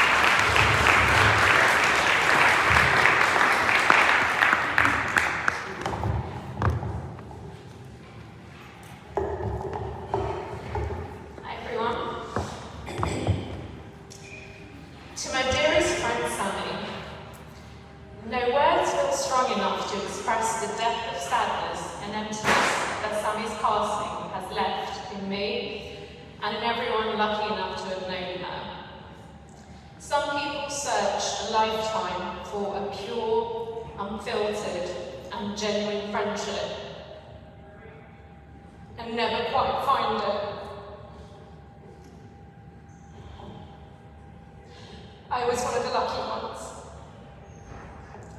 Shami and I shared over 30 years a beautiful friendship. In that time, she became so much more than a friend. She was like a sister to me. Sammy was a constant presence through every chapter and milestone of life. From school days full of laughter, our crushes on our science teacher, Mr. Gill, from our obsession with Backstreet Boys, to singing and dancing to Ricky Martin on the school coach home, much to the annoyance of the coach driver. She was the first close friend that I made when I joined St Margaret's, and that friendship grew from strength to strength. During our university years, visiting each other between me in Manchester and her in Leeds, the early days of our careers, Sami Aki, the group stylist, was born after our wedding in Sri Lanka. And she joined me regularly on many of my work events and nights out. So much so that people at work thought that Sami worked with me and often asked me the next day, which department does she work in? Why is she never at work? And meeting our partners and getting married. Giving me that silent nod when she met Nico for the first time when we went to a house party in Leeds to see her. And the sparkle in her eye when she first told me about NAL and meeting her in London. And those double dates early on in Shoreditch and all over London. Travelling adventures from trips to Sri Lanka and our little mini breaks whenever we could fit them in over the years. Becoming mothers. Sami was the first to meet Noah when he was born, turning up to the hospital even before my mum and my family got there. And even when we bought our first home, she was with us for the house viewing. From when we bought our house in Finchley, she came to the house, she deliberated with me and Nico on the front drive on whether we should make an offer, and we did. Through every twist and turn, the highs and lows, Sami was there. Present, steady, loyal. And we had a lot of fun along the way. When I had my son Noah, there wasn't a doubt in my mind about who should be his godmother. Sami embraced that role with the same thoughtfulness, warmth, and wholehearted commitment that she brought to every part of her life. From joining me at baby classes, to helping me wean, and even potty train. Organising fun-filled days out for Noah, to a constant stream of voice notes, videos, FaceTimes, and packages from across the ocean when she was living in New York. She was always there. She gave her love so fully, and so generously. Sami had that rare gift, the ability to truly listen, speak with honesty and compassion, and make you feel completely seen and heard. She never sought the spotlight, but carried a quiet confidence and inner strength that was magnetic and powerful in its own right. Her calm, grounded presence was striking, with an aura that could not be manufactured. It was simply who she was. Her kindness was effortless, her loyalty unshakable. She remembered the little things. She made time. She showed up every single time. Even to the very end, just a week before her passing, she was so determined to go to that Usher concert. And as she put it, to make memories. That was Sami. Brave, generous, and full of life, no matter the circumstances. I always admired Sami's free spirit and fearless nature. We were quite opposites when it came to that. But over the past 3 years, watching her navigate her diagnosis brought that admiration to a whole new level. Despite the deep challenges she was facing, her quiet strength, grace, and resilience were unmatched. She made every precious day count for herself, for her loved ones, and for Emma and Eden. Sami was, and always will be, one of the greatest blessings of my life. I miss her more than words can truly say, but I carry her with me in my heart, in my memory,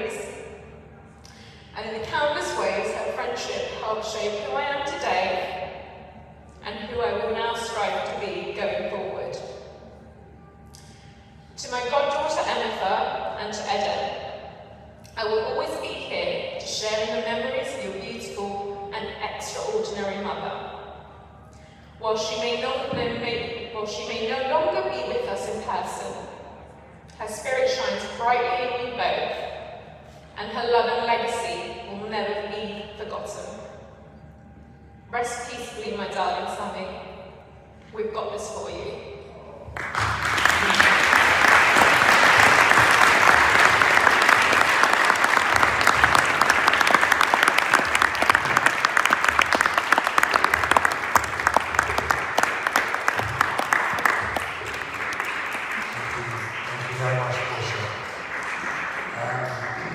So I'd like to invite the last person from our formal set of speeches, and if anybody wants to say a few words afterwards, so please come and find me, and you can come up here and say a few words or share some form of recital. But let's invite Rebecca to come forward and share a few words. Another one of Sammy's long time friends. Please.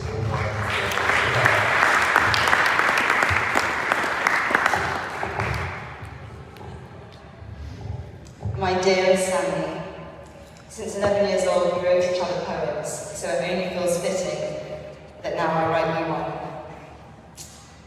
At the age of 11 you bounced into the school, wearing your Levi's and already so cool. We were scared of the dark, so slept in the same bed, hugging at noises and head to head. At night you'd wake me with, "Have you got any crisps?" So we'd sit in my cubicle at midnight eating skips. You travelled the world born with an intrepid soul. No matter the obstacle, you fulfilled every goal. You lit up each room, stood out in the crowd. Always chic, beautiful and kind, never needing to be loud. You loved your friends, always found loyal and true. Just look at this room full of love for you. You're a very proud wife to your husband Anael, and beautiful loving mother to Ametha and Eden, it was easy to tell. From school to university and far beyond. You are more than a friend. You are my sister, and this is not the end. As we said from 11 years old, after lights out, squeezed in that bed, I love you. Good night, sleep well.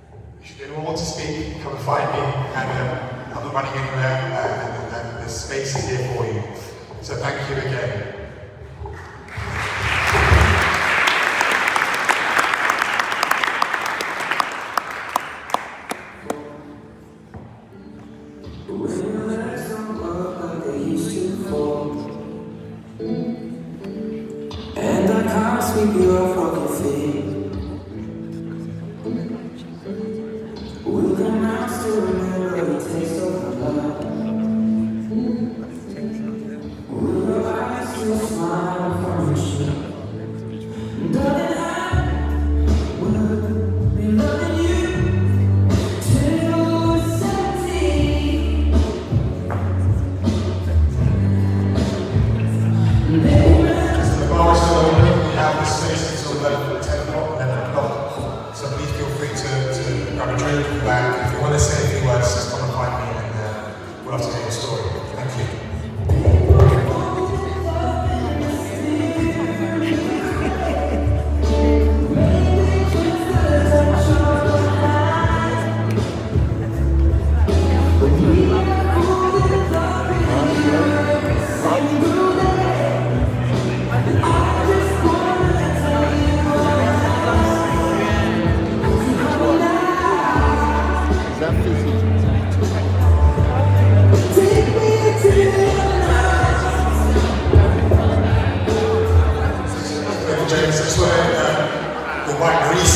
Sweet to say a few words. Yes, Sammy.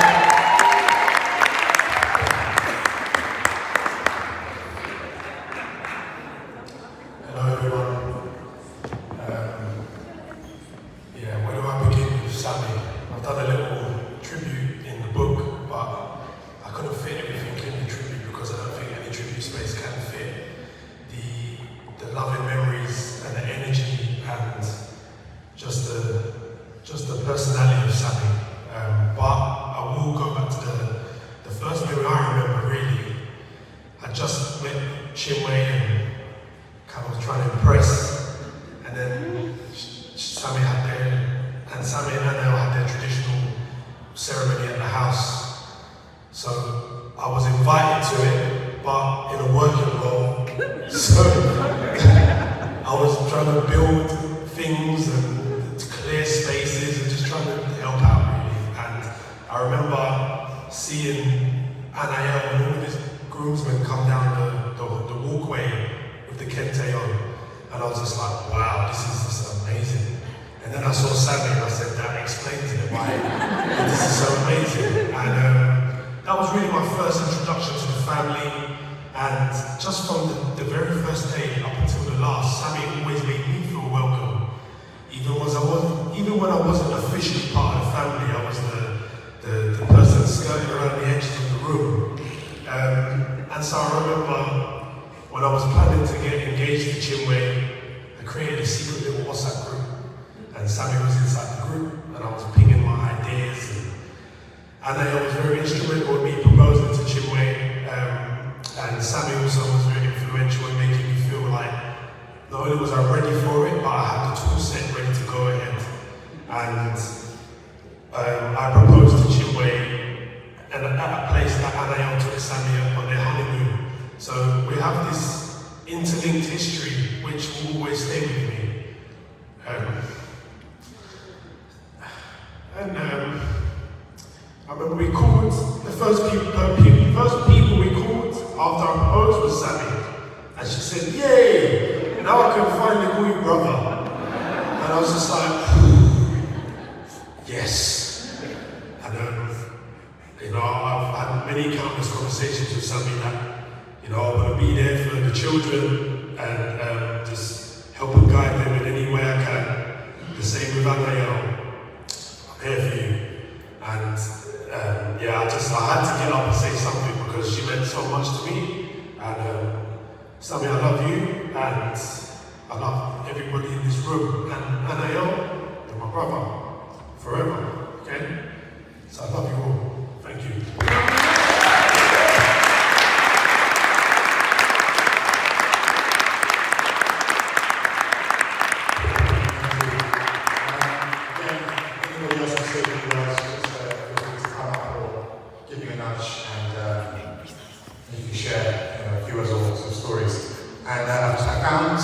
Glasses, there's some sunglasses on the floor, so again, they'll be up here, just come and find me and collect your glasses.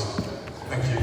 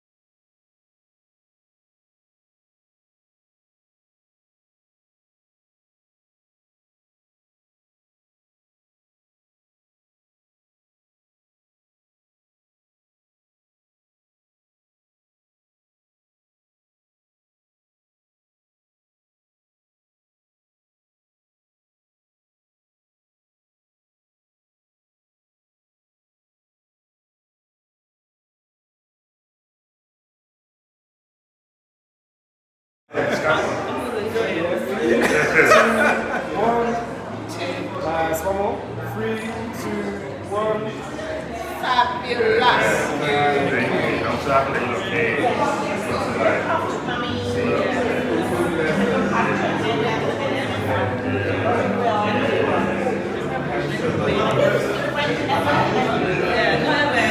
French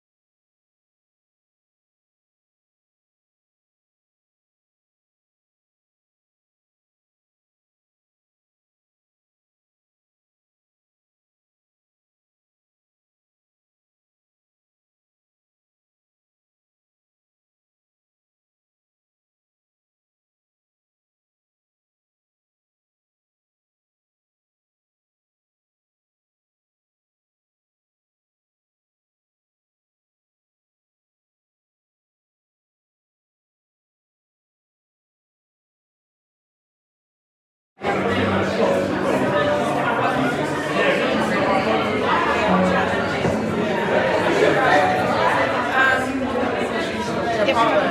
not got any aircon in it. I was like, this is what I've been noticing right now.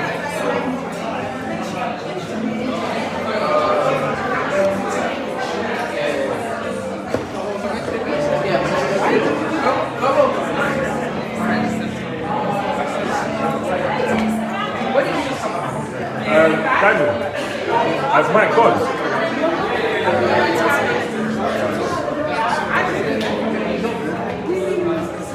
You haven't taken it yet, you haven't seen it. Sorry? You haven't seen it properly yet. As in, yeah. So that's the only one that's different. You know what pictures that we picked already? I mean, I've gone through pictures, so yeah, that's what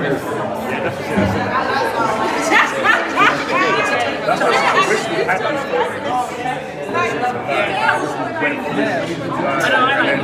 and then we do that, and then even with Emma for there, you know,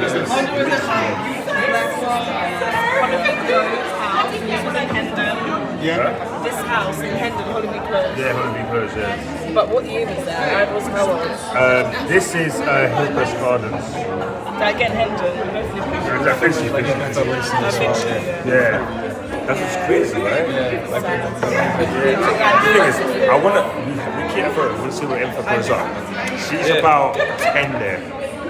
She's about 10. No. Yeah, she's 10 because I was free. Very stylish blue dress. Yeah. She's about 8 to 10 there. So it'll be interesting to see how everything looks when she gets to that age. But she's got the teeth like funny. Well, she's sucking her thumb. So it's gonna. But this one reminds me of Emma for so much. She's a smile, right? Who was dressing her back then? She looks so cool. Yeah, I was like, who's dressing us like the 80s? Yeah, Emma Father, posing. Voguing. I love this picture.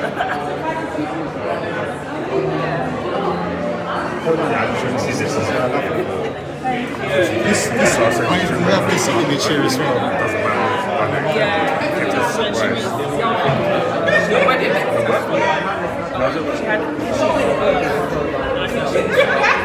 She likes to, so I had to try to get it.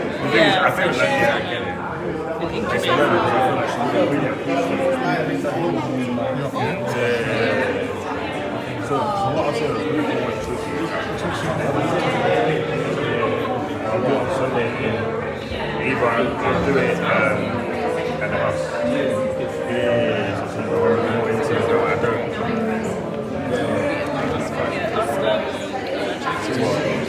The next one. Oh yeah, you can tell. So this is John. Yeah. It's got curtains. I'm like, I'm asking that was you because the curtains are just there. Okay, cool. That's John. Rebecca.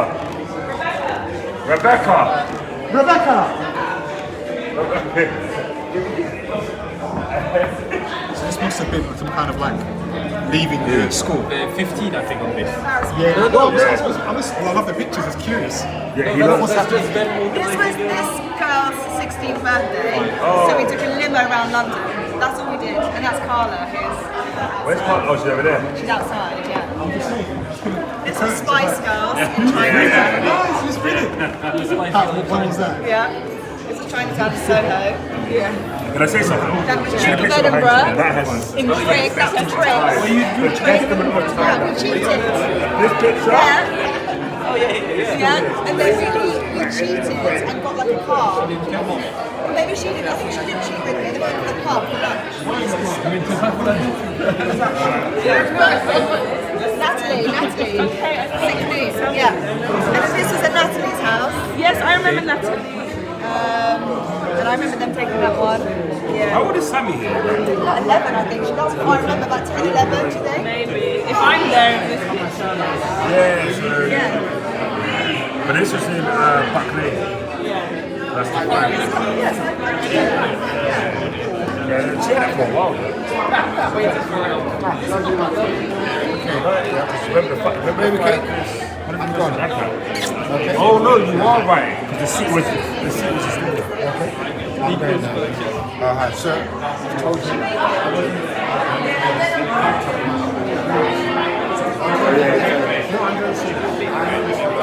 Okay, I've told you.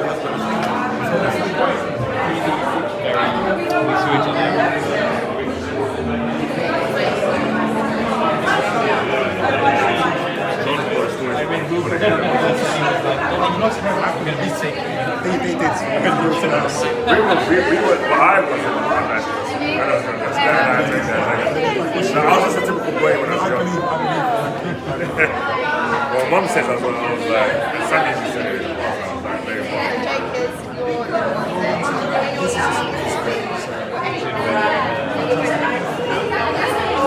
So much life in the pictures.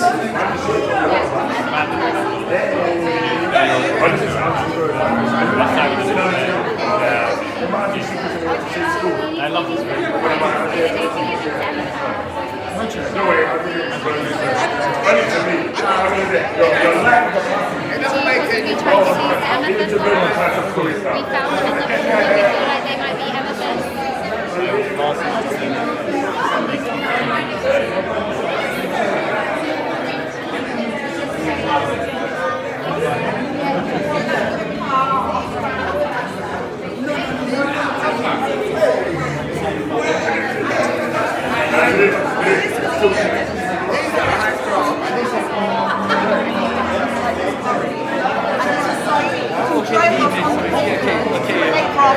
Love that story, the wrong way. And we were like, and we had this flex, and we had the flex up. And he was like, sorry, and we were like,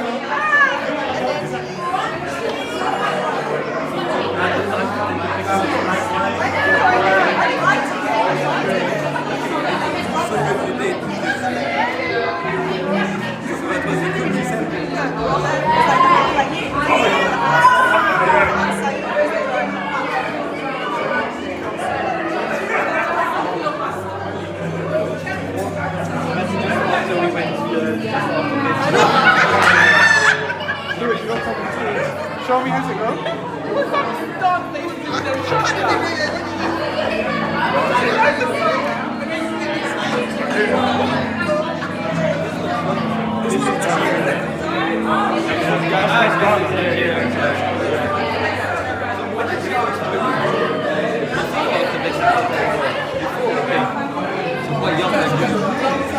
School break of university.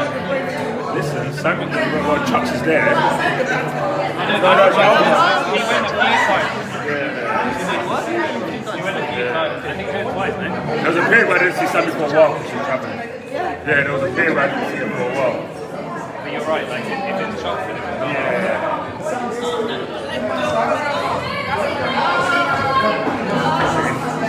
That's Geneva. Yeah, infamous trip. The party in Geneva. Infamous trip to... Yeah, I wasn't